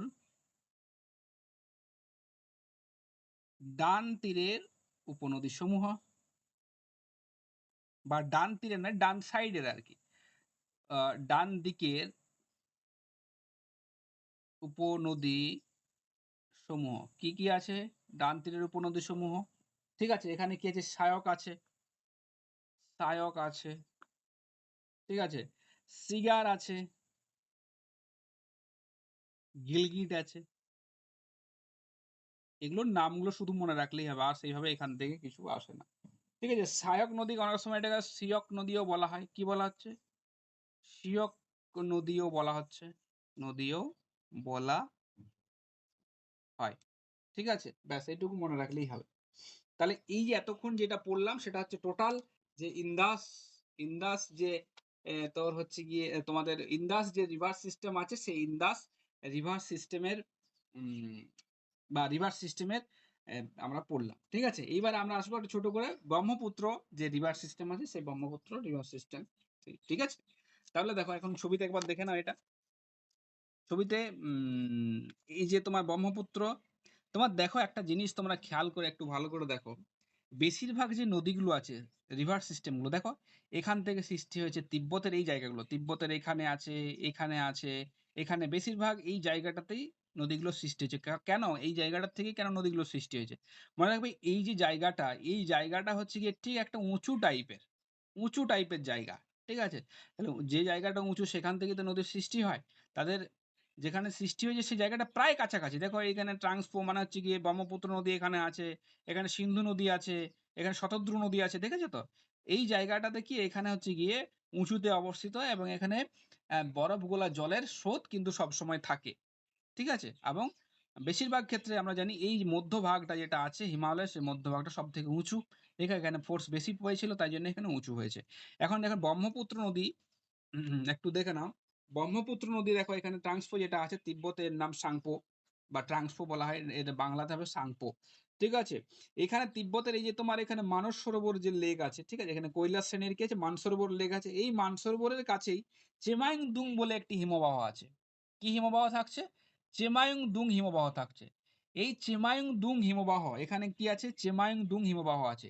এই চেমাইং-দুং হিমবাহ থেকে ব্রহ্মপুত্র নদী, আমরা ব্রহ্মপুত্র একে বলছি না, একে কি নদী বলছি? একে সাংপো। পরীক্ষাতে কোশ্চেন আসে যে তিব্বতে ব্রহ্মপুত্র নদীর নাম কি? তিব্বতে ব্রহ্মপুত্র নদীর নাম হচ্ছে সাংপো। এই নদী এই নদী এখানে কৈলাস সরোবরের কৈলাস শ্রেণীর চেমাইং-দুং হিমবাহ থেকে সৃষ্টি হয়েছে এবং এটি কোন দিকে গেছে? এটা পূর্ব দিকে প্রবাহিত হয়েছে এবং অরুণাচল প্রদেশের উপর দিয়ে ঢুকে ঠিক এখানে কি নামচা বারোয়া আছে। আবার নামচা বারোয়ার কাছে এটি দক্ষিণমুখী বা দক্ষিণ দিকে একবারে তোমার বেঁকে গেছে।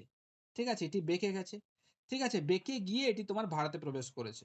এবং যখন ভারতে প্রবেশ করছে তখন অরুণাচল প্রদেশ একে কিন্তু ব্রহ্মপুত্র বলছে না। ঠিক আছে? অরুণাচল প্রদেশে একে ডিহং বা সিয়ং বলছে। কি বলছে? ডিহং বা সিয়াং বলছে। এখন এইখান দিয়ে যখন তোমার ট্রান্সপো বা সিয়ং নদী প্রবেশ করলো, এখান থেকে দেখো লোহিত নদী আসছে। এখান থেকে কোন নদী আসছে? লোহিত নদী আসছে এবং এখান দিয়ে একটা ডিবং নদী আসছে। এই লোহিত এবং ডিবং এর মিলিত প্রবাহ যখন তোমার হচ্ছে গিয়ে আসামের দিকে যখন যাচ্ছে তখন কি হচ্ছে? এই নদীটিকে আমরা বলছি ব্রহ্মপুত্র নদী। তাহলে কোন দুটি মিলিত প্রবাহ বলছি? একটা সিয়ং, এই যে তোমার সিয়ং নদী অরুণাচল প্রদেশে যেটা সাংপো নদী, সেটা সিয়ং আসছে। সিয়ং তার সাথে কে মিলিত হচ্ছে? একদিক থেকে লোহিত এবং হচ্ছে গিয়ে ডিবং নদী, লোহিত এবং ডিবং নদী শিয়ংয়ে যখন মিলিত হচ্ছে তখন আমরা সেটাকে বলছি ব্রহ্মপুত্র নদী। সেটাকে আমরা বলছি। ঠিক আছে? ব্রহ্মপুত্র নদী বলছি।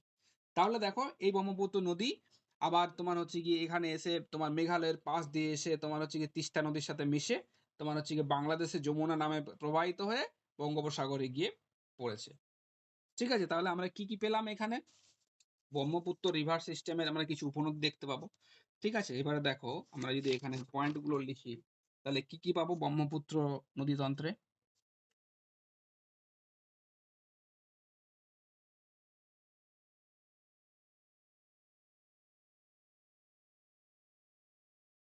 ব্রহ্মপুত্র নদীতন্ত্রের প্রথমে আমরা কি পাবো? উৎস। উৎসতে কি পাবো? না কৈলাস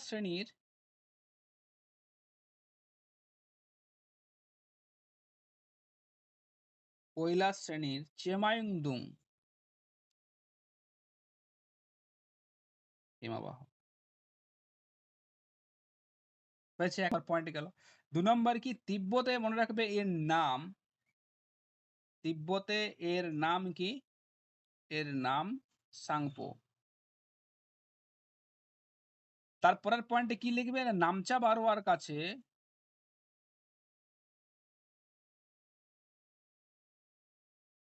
নামচা বারোয়ার কাছে নদীটি দক্ষিণে বেঁকে গেছে। দক্ষিণে বেঁকে গেছে। পরের পয়েন্টে লিখবে যে তোমার হচ্ছে গিয়ে এটি অরুণাচল প্রদেশের নাম কি? অরুণাচল প্রদেশে নদীটির নাম,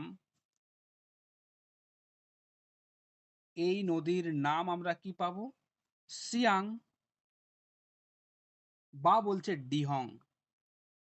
এবং অরুণাচল প্রদেশের আরো যদি খানিকটা আমরা এগিয়ে আসি, টুয়ার্ডস পশ্চিম দিকে চলে যায় অরুণাচল প্রদেশের, সেখানে কোন নদী মিলিত হয়েছে? সেখানে লোহিত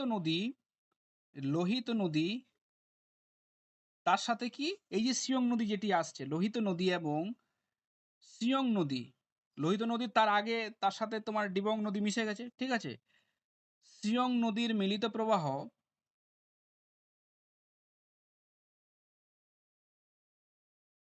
প্রবাহ ব্রহ্মপুত্র নামে পরিচিত।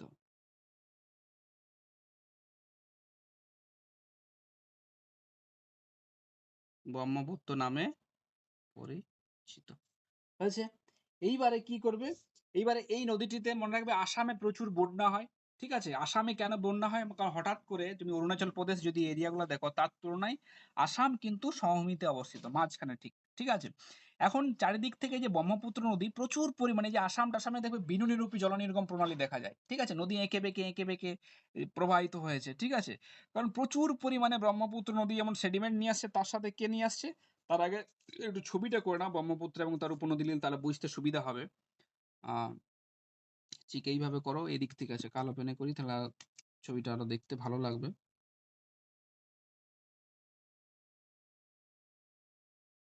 এই, ঠিক আছে, কোন উপনদীগুলো করবো, দেখতে ভালো লাগবে। এটা হচ্ছে ব্রহ্মপুত্র নদী, বে অফ বেঙ্গল, বাংলাদেশের মধ্য দিয়ে গেছে, ঠিক আছে। এইবারে দেখো, এটা হচ্ছে গিয়ে এটা এটা এই নদীটা হচ্ছে গিয়ে শিয়ং নদী। কি নদী? শিয়ং। মানে যেটা অ্যাকচুয়ালি ব্রহ্মপুত্র নদীর, আমরা যদি এখানে তিব্বতের দিকে দেখি, এখানে হচ্ছে কি কৈলাস রেঞ্জের সৃষ্টি হয়েছে দিয়ে এখানে নামচা বড়ার কাছে বেঁকে গেছে, ঠিক আছে। তাহলে এটা হচ্ছে শিয়ং নদী, এটা হচ্ছে সাংপো নদী। সাংপো কি? এটা সাংপো, এটা শিয়ং। এখান দিয়ে প্রবাহিত হয়েছে, ঠিক আছে, এখান দিয়ে প্রবাহিত হয়েছে তোমার হচ্ছে গিয়ে এটা লোহিত নদী এবং এটা ডিবং নদী। কি বললাম? এটা লোহিত নদী এবং এটা ডিবং নদী, ঠিক আছে। এবারে এখানে ডান তীর এবং বাম তীরের আমরা উপনদীগুলো পাবো, সেগুলো দেখো, ঠিক আছে। ঠিক এরকম জায়গাতে একটা পাবো নদী, আসামের এইখানে, ঠিক আছে। এটাকে বলা হচ্ছে সুবন, নামগুলো আমি পরে বলছি, ঠিক আছে। ঠিক এখানে আরেকটা নদী পাবো, এইভাবে পাবো। এখানে আরেকটা নদী পাবো এইভাবে, এবং এখান দিয়ে একটা নদী এসে প্রবেশ করবে এখানে। এখানে আরেকটা নদী আসবে এইভাবে, এই ছবিটা করবে। হুম, এটা এইভাবে আসবে এই দিকে দিয়ে। তাহলে দেখো এই যে নদীটা, এই নদীটার নাম হচ্ছে সুবনশিরি। কি? সুবনশিরি হয়েছে। পরেরটা এই যে এখানে আছে ধানসিরি, এটার নাম হচ্ছে কপিলি। কপিলি, এই নদীটার নাম হচ্ছে কপিলি নদী, ঠিক আছে। এটার নাম হচ্ছে মানস। এটা হচ্ছে ডান তীর এবং বাম তীরের উপনদীগুলো হবে, দেখো, মানস, ঠিক আছে। এটার নাম সোনকোশি। সোনকোশি। এটা পাবে তিস্তা নদী। তিস্তা নদী। তাহলে দেখো মোটামুটি হয়ে গেছে ডান তীরের এবং বাম তীরের। বাম তীরের কম আছে, ঠিক আছে। ডান তীরের, বাম তীরের লোহিত পাবে, ডিবং পাবে, এগুলো পাবে। তাহলে দেখো কৈলাস রেঞ্জে সাংপো নদী এখানে কি আছে? এখানে নামচা বারোয়া আছে। নামচা বারোয়ার কাছে কি এইভাবে নদীটা দক্ষিণ দিকে বাঁক নিয়েছে। এবং এই যে তোমার এই যে এখানটা দেখছো, এখানটাতে কি হচ্ছে? এটা হচ্ছে আসাম। আসাম এই যে এরিয়াটা আছে প্রায় সমতল এরিয়া, এখানে কি হচ্ছে? এখানে নদীটা প্রস্থ বিশাল। আসামে দেখবে ভূপেন হাজারিকা সেতু আছে, দেখবে, ঠিক আছে, যেটা কিছুদিন আগেই, মানে মনে নেই কবে সেটা, দেখবে ইয়ে হয়েছে আর কি। ২-৩ বছর আগের হয়তো হবে, বা এরকম কোন একটা সময় ভূপেন হাজারিকা সেতুর উদ্বোধন হয়েছে, কিছুদিন আগেই হয়তো হবে, ঠিক আছে। এই যে তোমার এখানে ব্রহ্মপুত্র নদী সব থেকে বেশি চওড়া, এখানে ব্রহ্মপুত্র নদী সব থেকে বেশি চওড়া এবং প্রচুর পরিমাণে সেডিমেন্ট নিয়ে আসে। এই যে এইগুলো তো পাহাড়ি অঞ্চল থাকে, তাহলে এখানে আসামে তার যে রিভার বেড আছে, সেই রিভার বেডে প্রচুর পরিমাণে লোড এনে জমা করে দেয়। লোড এনে জমা করে দেওয়ার ফলে কি নদীর জলের যে ধারণ ক্যাপাসিটিটা, সেটা আস্তে আস্তে কমে যায়। ক্যাপাসিটি কমে যাওয়ার ফলে কি হচ্ছে? এখানে বন্যার সৃষ্টি হচ্ছে। যখন বর্ষার সময় প্রচুর পরিমাণে বৃষ্টি হয় তখন কি হয়েছে, রিভার বেডটা তো ভরে গেছে, তখন রিভার বেড থেকে জল চারিদিকে বন্যার সৃষ্টি করে। এবং এই যে প্রচুর পরিমাণে সেডিমেন্ট আনার জন্যই আসামে তোমার হচ্ছে গিয়ে এখানে বিনুনিরূপী জল নির্গম প্রণালী দেখা যায়। তাহলে আমরা এখানে অপর একটি বৈশিষ্ট্য পেলাম যে বিনুনিরূপী জল নির্গম প্রণালী, বিনুনি রূপী জল নির্গম প্রণালী দেখা যায়, প্রণালী দেখা যায়। আর এই ব্রহ্মপুত্র নদীর কি হয়, আসামে বন্যা হয়, হয়েছে। তাহলে আমরা এখানে দেখো নদীগুলো এবার দেখে নাও, ডান তীর এবং বাম তীরের উপনদী। ডান তীরের এবং বাম তীরের উপনদী যেগুলো আছে সেগুলো কি কি আছে, ডান তীরের এই যে তোমার হচ্ছে গিয়ে আমরা পাচ্ছি এখানে বাম তীরের ডিবং পাচ্ছি, লোহিত পাচ্ছি, ধানসিঁড়ি পাচ্ছি, কপিলি পাচ্ছি, ঠিক আছে। এগুলো হচ্ছে কি তোমার বাম তীর, সরি বাম তীরের। এবং ডান দিক হচ্ছে এদিকে প্রবাহ পথ, প্রবাহ হচ্ছে গিয়ে তোমার এই পথে। তাহলে ডান দিকের হবে এইদিকে, এদিকে সুবর্ণশিরি থাকবে, এখানে এটা মানস আছে, এটা হচ্ছে সোনকোশি আছে, এটা তিস্তা আছে, ঠিক আছে। এবং এটি হচ্ছে কি যখন যমুনা, বাংলাদেশে এটির নাম হচ্ছে যমুনা, পরবর্তীতে এটি পদ্মার সাথে মিলিত হয়েছে, ঠিক আছে, পদ্মার সাথে এটি মিলিত হয়েছে। আর এইগুলো আর সেইভাবে এখানে ব্রহ্মপুত্র রিভার সিস্টেমে সেভাবে না জানলেও হবে, এখানে শুধুমাত্র মনে রাখবে ডান তীর এবং বাম তীরের যে তোমার নদীগুলো আছে সেই ডান তীর এবং বাম তীরের নদীগুলি, তাহলে সেগুলি জানলেই হবে, ঠিক আছে। তাহলে এটা গেল ব্রহ্মপুত্র যে রিভার সিস্টেম আছে সেই ব্রহ্মপুত্র রিভার সিস্টেম। এরপরে আমরা আসবো গঙ্গা, ঠিক আছে, গঙ্গা নদী তন্ত্র বা গঙ্গা রিভার সিস্টেম।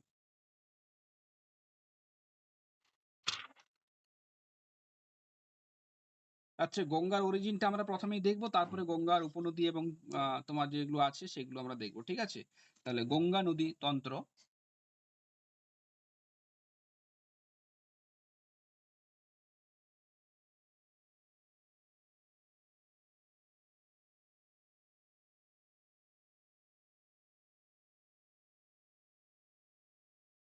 গঙ্গা নদীতন্ত্রের যেখানে গঙ্গা নদীর উৎপত্তি হয়েছে বা উৎস আছে, ঠিক আছে, সেখানে তো আর গঙ্গা নদীর নাম নয়, তার নাম হচ্ছে ভাগীরথী।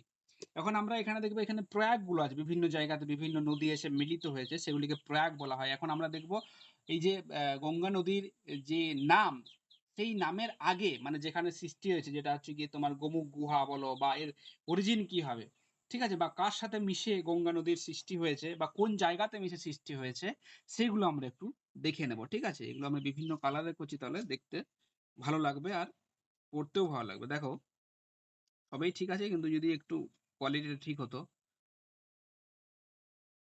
কোয়ালিটিটা ঠিক হবে, আমি বলেওছি বারবার ওই ওয়াইফাই লোকগুলো, ওরা আসেনি লাগাতে না, তাহলে ঠিক হয়ে যেত। আজ যাবো কাল যাবো করে করে এরকম করে পিছিয়ে দিচ্ছে।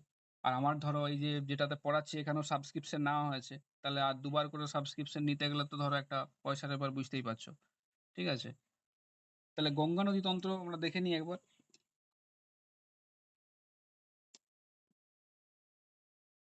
তাহলে দেখো আমরা প্রথমে উত্তরাখণ্ডের কিছু আমরা হিমবাহ দেখব, ঠিক আছে। প্রথমেই আমরা দেখব, আচ্ছা দু তিনটে কালার ইউজ করি। উত্তরাখণ্ডের আমাদের এখানে আছে বদ্রীনাথ, বদ্রীনাথের এখানে আছে আহ সন্ত সন্তপথ বা সন্তপাত হিমবাহ, ঠিক আছে। এই দিকে আছে, এখানে আছে নীতিপাস, উত্তরাখণ্ডে নীতিপাস মানাপাস কোথায় আছে, এখানে আছে নীতিপাস,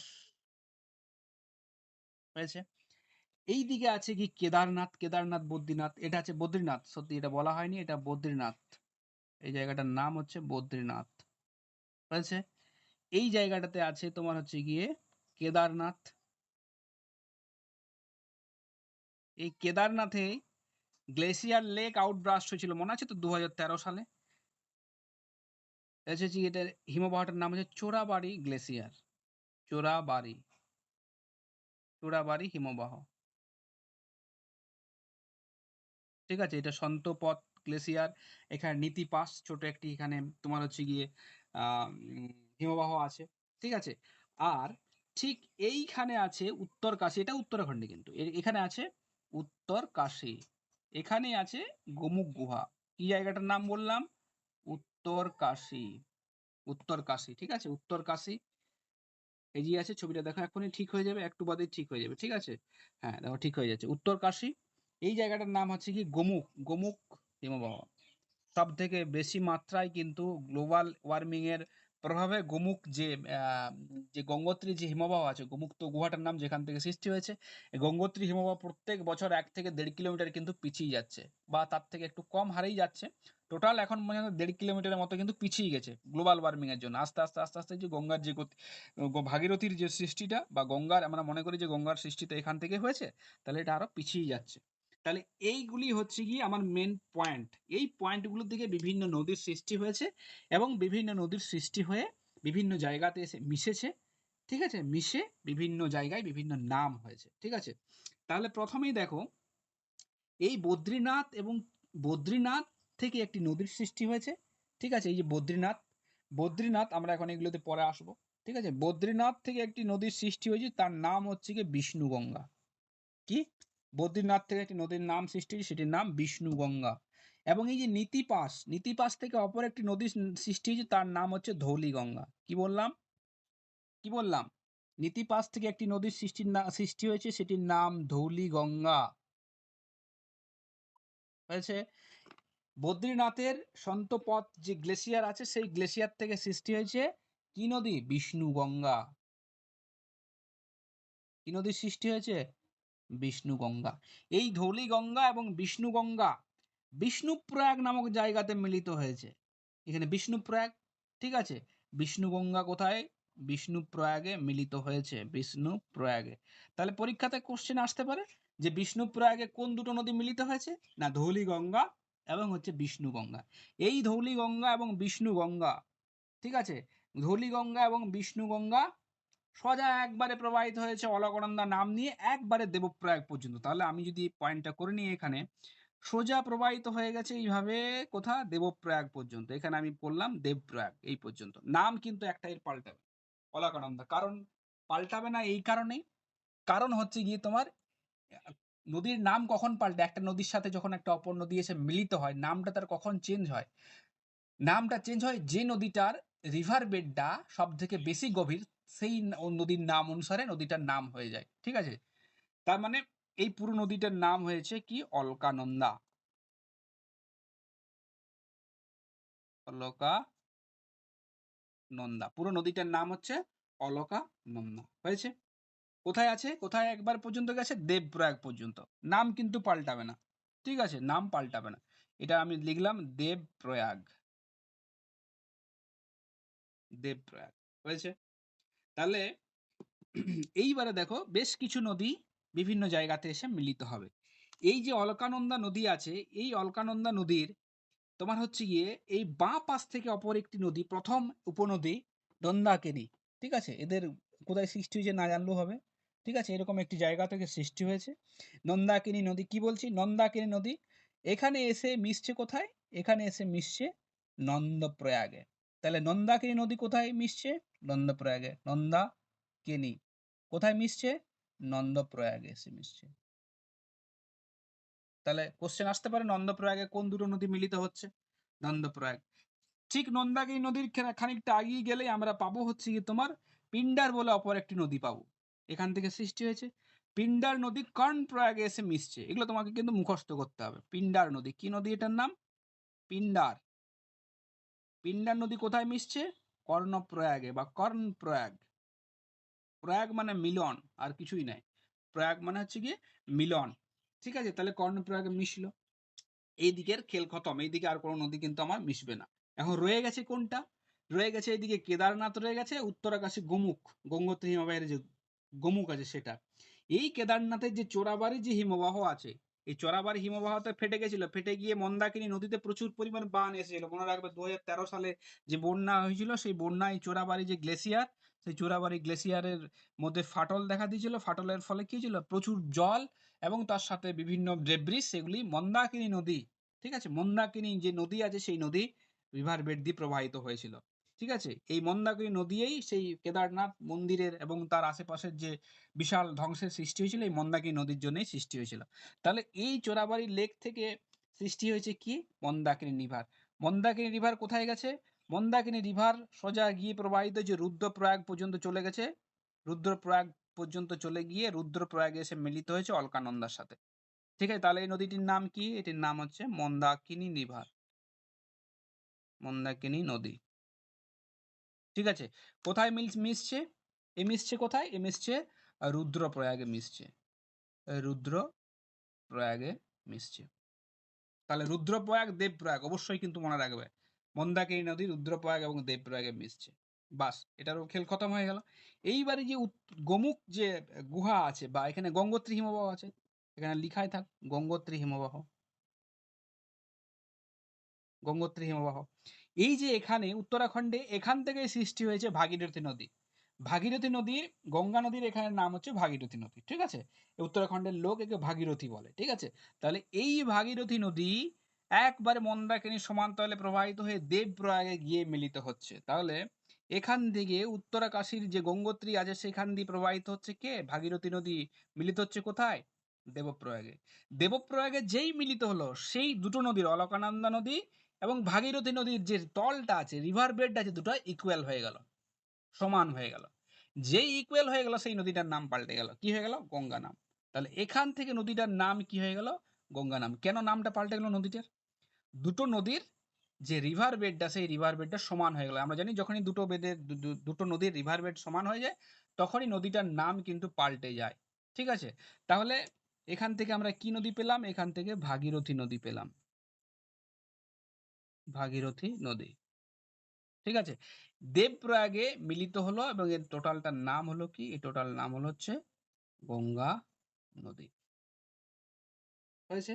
টোটালটার নাম হচ্ছে গিয়ে গঙ্গা নদী। ব্যাস, এইভাবে আমাদের যে গঙ্গা যে নদী সেই গঙ্গা নদীর কিন্তু সৃষ্টি হলো। ঠিক আছে?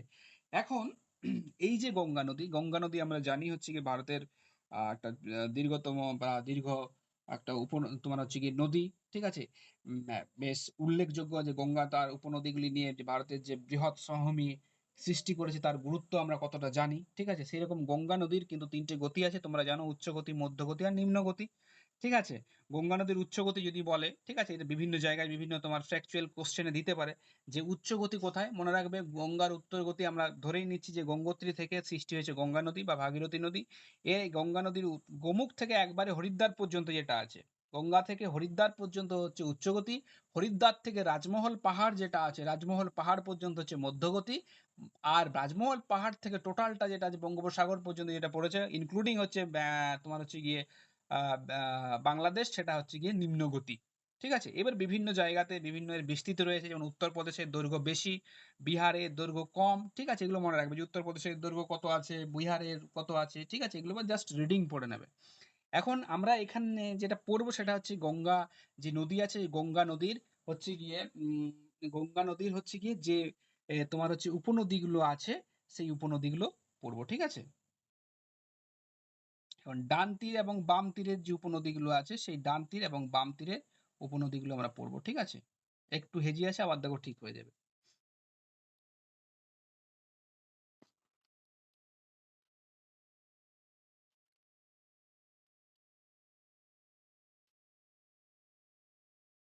হুম, তাহলে লিখো গঙ্গা নদীর প্রথমেই লিখবে বাম হাতের উপনদী বা বাম। হুম, গঙ্গা নদীতন্ত্র আমরা লিখবে এখানে ব্র্যাকেটে উপনদী সমূহ।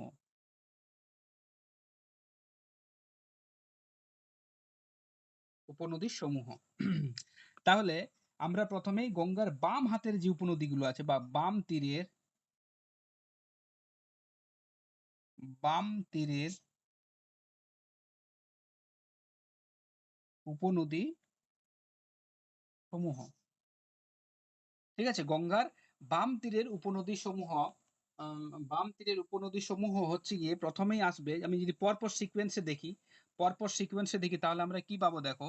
পরপর সিকোয়েন্সে যদি আমরা দেখি প্রথমে আমরা পাবো রামগঙ্গা। ঠিক আছে?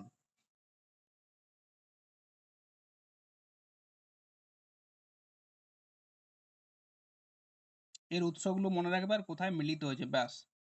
বাম তীরের প্রধান উপনদী হচ্ছে গিয়ে রামগঙ্গা। রামগঙ্গা মনে রাখবে হচ্ছে গিয়ে এটি কুমায়ুন হিমালয়ের উৎস, এক লাইন করে মনে রাখবে, কুমায়ুন হিমালয়ের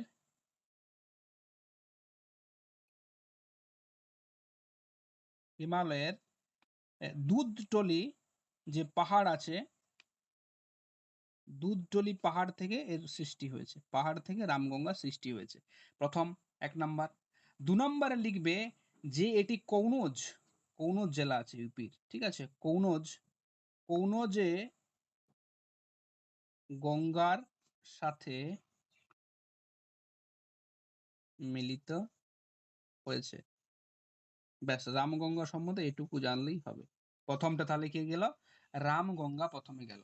2 নম্বর আছে গোমতী নদী বা গোমতী নদী, ঠিক আছে। মনে রাখবে এই যে গোমতী নদী বা গোমতী নদী বলা হয়, গোমতী নদী, গোমতী নদী কি, গোমতী নদী মনে রাখবে এটা উত্তরপ্রদেশের পিলভিত জেলা আছে, এই পিলভিত জেলাতে ফুলহর লেক আছে, ঠিক আছে। উত্তরপ্রদেশের, তাহলে কি বলছি, উত্তরপ্রদেশের অল্প এরিয়া আছে, উত্তরপ্রদেশের পিলভিত জেলা আছে, এটা সমভূমি থেকে সৃষ্টি হয়েছে মনে রাখবে, উত্তরপ্রদেশের পিলভিত জেলা। কি, গোমতী নদীর সৃষ্টি কোথায় হয়েছে, গোমতী নদীর সৃষ্টি হয়েছে উত্তরপ্রদেশের পিলভিত জেলার, উত্তরপ্রদেশের পিলভিত পিলভিত জেলার যে ফুলহর হ্রদ আছে, কি বললাম, ফুলহর লেক, ফুলহর হ্রদ আছে, এই হ্রদ থেকেই সৃষ্টি। তাহলে উত্তরপ্রদেশের ফুলহ্রদ জেলায় এই নদীর সৃষ্টি হয়েছে, ঠিক আছে। আর মনে রাখবে গাজীপুরে, শুধুমাত্র গাজীপুরে এটি গঙ্গার সাথে মিলিত হয়েছে, ব্যাস। এটুকু মনে রাখলেই হবে, হয়েছে। তারপরে আছে 3 নম্বরে, কি আছে, 3 নম্বর আছে বরুণ, বরুণ নদী, কি পাচ্ছি, বরুণ নদী।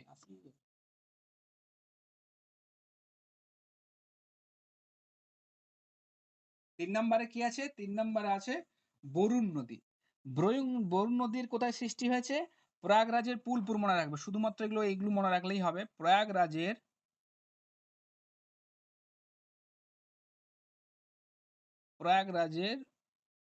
ফুলপুর, কোথায় বলছি, প্রয়াগরাজের ফুলপুরে কিন্তু মিলিত হয়েছে, কোথায়, প্রয়াগরাজের ফুলপুরে মিলিত হয়েছে। তাহলে প্রয়াগরাজের ফুলপুর থেকে সৃষ্টি হয়েছে, প্রয়াগরাজের ফুলপুর থেকে সৃষ্টি হয়েছে, একটু ওয়েট করো, ছবিটা দেখো, ঠিক হয়ে যাবে, ঠিক আছে। প্রয়াগরাজের ফুলপুর থেকে সৃষ্টি হয়েছে বরুণ নদী, ঠিক আছে, বরুণ নদী হয়েছে, প্রয়াগরাজের ফুলপুর থেকে সৃষ্টি হয়েছে। আর বারাণসীতে গঙ্গার সাথে, বা বেনারস, কোথায়, বারাণসীতে, এ সিকোয়েন্স আছে পরপর, কিন্তু বারাণসীতে গঙ্গার সহিত মিলিত হয়েছে, গঙ্গার সহিত মিলিত হয়েছে। ছবিটা একটু হেজিয়ে আসে, একটু ওয়েট করো, ঠিক হবে, ঠিক হচ্ছিল, ঠিক হবে, হয়েছে। এরপরে আমরা চলে আসবো ঘরঘরা নদী। 4 নম্বরে কি আছে, গঙ্গার বাম তীরের উপনদী ঘরঘরা নদী। দেখো ঠিক হয়েছে, এবারে একটু ঠিক হয়েছে, একটু ওয়েট করলেই ঠিক হয়ে যাবে, দেখো। তাহলে দেখো এর উৎস কি, দেখো ঘরঘরা নদীর উৎস মনে রাখবে মানস সরোবর, এটি হচ্ছে কি তিব্বতের মানসরোবরের মাপচাচুং বলে হিমবাহ আছে। কি বলছে উৎস, উৎস হচ্ছে কি মাপচাচুং, মাপচাচুং হিমবাহ কোথায় আছে, তিব্বতে, মানসরোবরের উত্তরে, ব্র্যাকেটে আমি লিখে দিচ্ছি, মানস সরোবরের উত্তরে, উত্তরে মাপচাচুং হিমবাহ থেকে সৃষ্টি হয়েছে। নেপালে এই নদীটির নাম হচ্ছে কার্নালি, নেপালে এটি কার্নালি নামে পরিচিত, নেপালে এটি কি নামে পরিচিত, কার্নালি, পরীক্ষাতে কিন্তু কোশ্চেন আসবে এটা, নেপালে এটি কার্নালি নামে পরিচিত, কি নামে পরিচিত, নেপালে এটি কার্নালি নামে পরিচিত, ঠিক আছে। এটি মনে রাখবে, এটি হচ্ছে দ্বিতীয় দীর্ঘতম উপনদী গঙ্গার, কিন্তু যদি বলে দীর্ঘতম নদী যমুনা, যমুনার পর কি আছে না ঘরঘরা নদী, মনে রাখবে। তাহলে এটি দ্বিতীয় দ্বিতীয় বৃহত্তম উপনদী কার? গঙ্গার। আমরা যেহেতু গঙ্গার পড়ছি, ঠিক আছে। আর এটি বিহারে ছাপরাতে মিলিত হয়েছে। কোথায়? না বিহারের ছাপরায় গঙ্গা নদীর সাথে মিলিত হয়েছে। বিহারের ছাপরায় গঙ্গা নদীর সাথে মিলিত হয়েছে। তাহলে দেখো কত ইনফরমেশন আছে, ঠিক আছে। এটা হচ্ছে ঘরঘরা নদী। এরপরে আমরা আসবো গন্ডক, ঠিক আছে। পরপর আসবো, 5-এ আসে গন্ডক। তাহলে গন্ডক নদী। এখন গন্ডক নদীর সৃষ্টি কোথায় হয়েছে? গন্ডক না, গন্ডক যে নদী আছে, গন্ডক নদীর সৃষ্টিও মনে রাখবে একটা মাত্র এর উৎস নয়, এর বিভিন্ন নদীর মিলিত প্রবাহের নাম হচ্ছে গন্ডক নদী। মূলত হচ্ছে কি কালীগন্ডক এবং ত্রিশূল গঙ্গা, মনে রাখবে। তাহলে কি উৎস? মূলত মূল দুটো নদী, একটা হচ্ছে কালীগন্ডক প্লাস কি কালীগন্ডক প্লাস হচ্ছে গিয়ে তোমার ত্রিশূল গঙ্গা নদী। ত্রিশূল গঙ্গা নদীর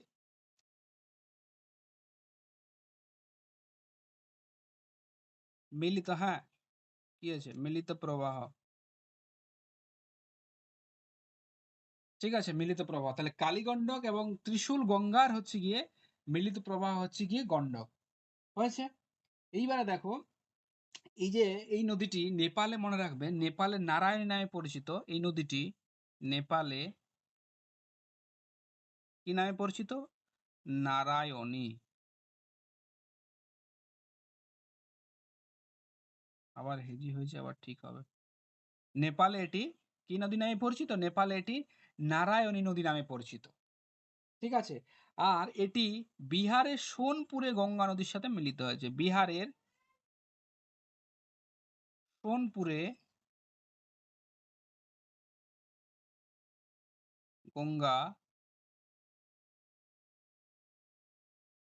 নদীর সাথে বলা হয়েছে মিলিত হয়েছে। হয়েছে, এটা গেল গন্ডক। এরপরে দেখো আছে, এরপরে আছে বুড়ি গন্ডক, ঠিক আছে। এরপরে আছে বুড়ি গন্ডক। বুড়ি গন্ডক কি? এরপরে আছে বুড়ি গন্ডক। বুড়ি গন্ডক হচ্ছে গিয়ে, মনে রাখবে, এটির দৈর্ঘ্য ছোট আর কি, ছোট। বিহারের চম্পারণে এটি সৃষ্টি হয়েছে, বিহারের চম্পারণে সৃষ্টি হয়েছে, আর বিহারেই মিলিত হয়েছে। যদি কোশ্চেনে আসে, ঠিক আছে, যে কোন নদীটি বিহারে সৃষ্টি হয়েছে? বুড়ি গন্ডক। তাহলে আমরা 6-এ কি পাবো? 5 হলো তো? হ্যাঁ, 5 হয়েছে। 6-এ আমরা পাবো বুড়ি গন্ডক। 6-এ কি পাবো? 6-এ পাবো বুড়ি গন্ডক। 6-এ বুড়ি গন্ডক পাবো। বুড়ি গন্ডক নদীর সৃষ্টি কোথায় হয়েছে? বুড়ি গন্ডক নদীর সৃষ্টি হয়েছে গিয়ে বিহারের চম্পারণ জেলায়। উৎস যদি আমরা বলি, উৎস হচ্ছে বিহারের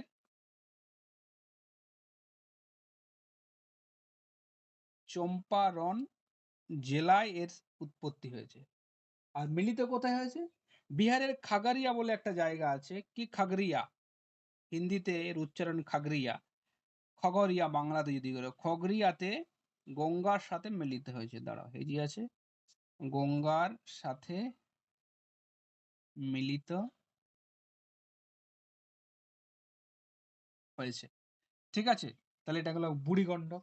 এরপরে সাথে আছে কোশি নদী, ঠিক আছে। কি নদী? কোশি নদী।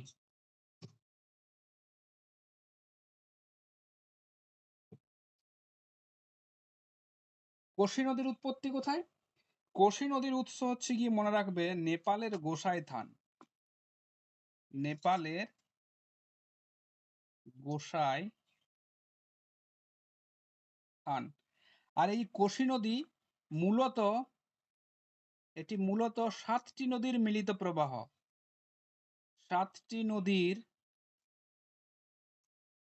মিলিত প্রবাহ হচ্ছে গিয়ে তোমার কোশি নদী, ঠিক আছে। তাই জন্য এটাকে কি বলা হয়? এটাকে সপ্তকোশীও বলা হয়। কি বলা হচ্ছে? এটাকে সপ্তকোশী বলা হয়। এটিকে তাই সপ্তকোশী বলা হয়। এটিকে সপ্তকোশী বলা হয়। এটি কি বলা হচ্ছে? এটিকে সপ্তকোশী বলা হয়।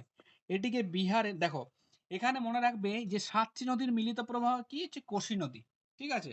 এখন এই যে তোমার কোশি নদী ৭টি নদীর মিলিত প্রবাহ, তার মানে ৭টি নদীর ও সেডিমেন্ট নিয়ে আসবে কোশি নদী, যখন যেখান থেকে কোশি নদীর সৃষ্টি হয়েছে।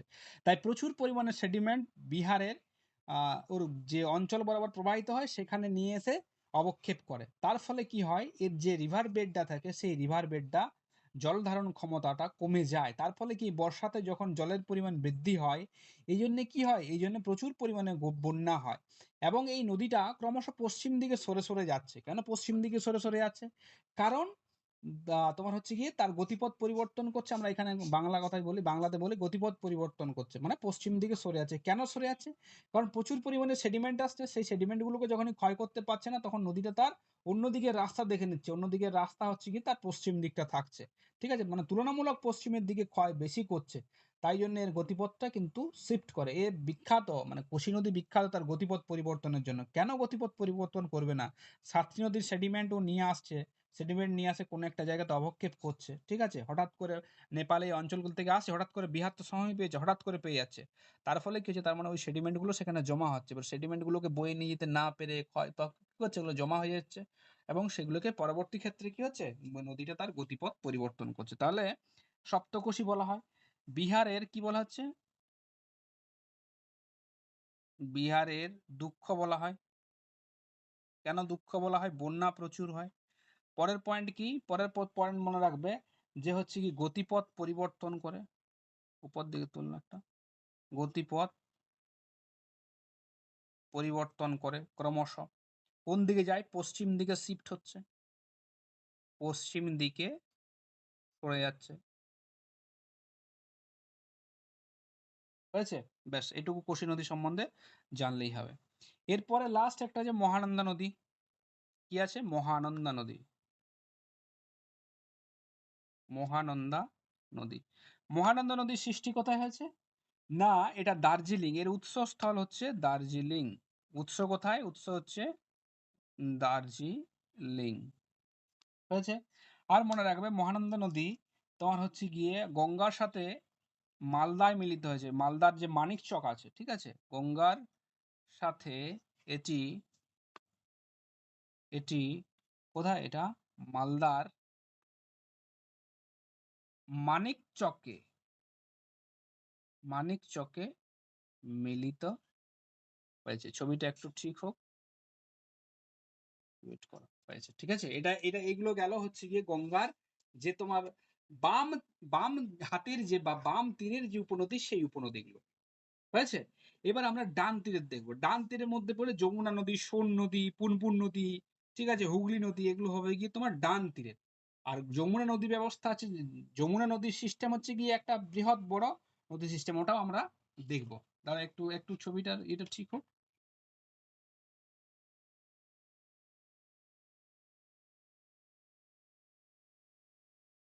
ছবি আছে তো এখানে, ছবি আঁকতে হবে।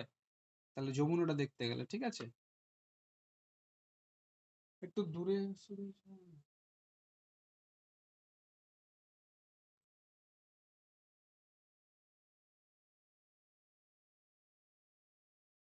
হুম, তাহলে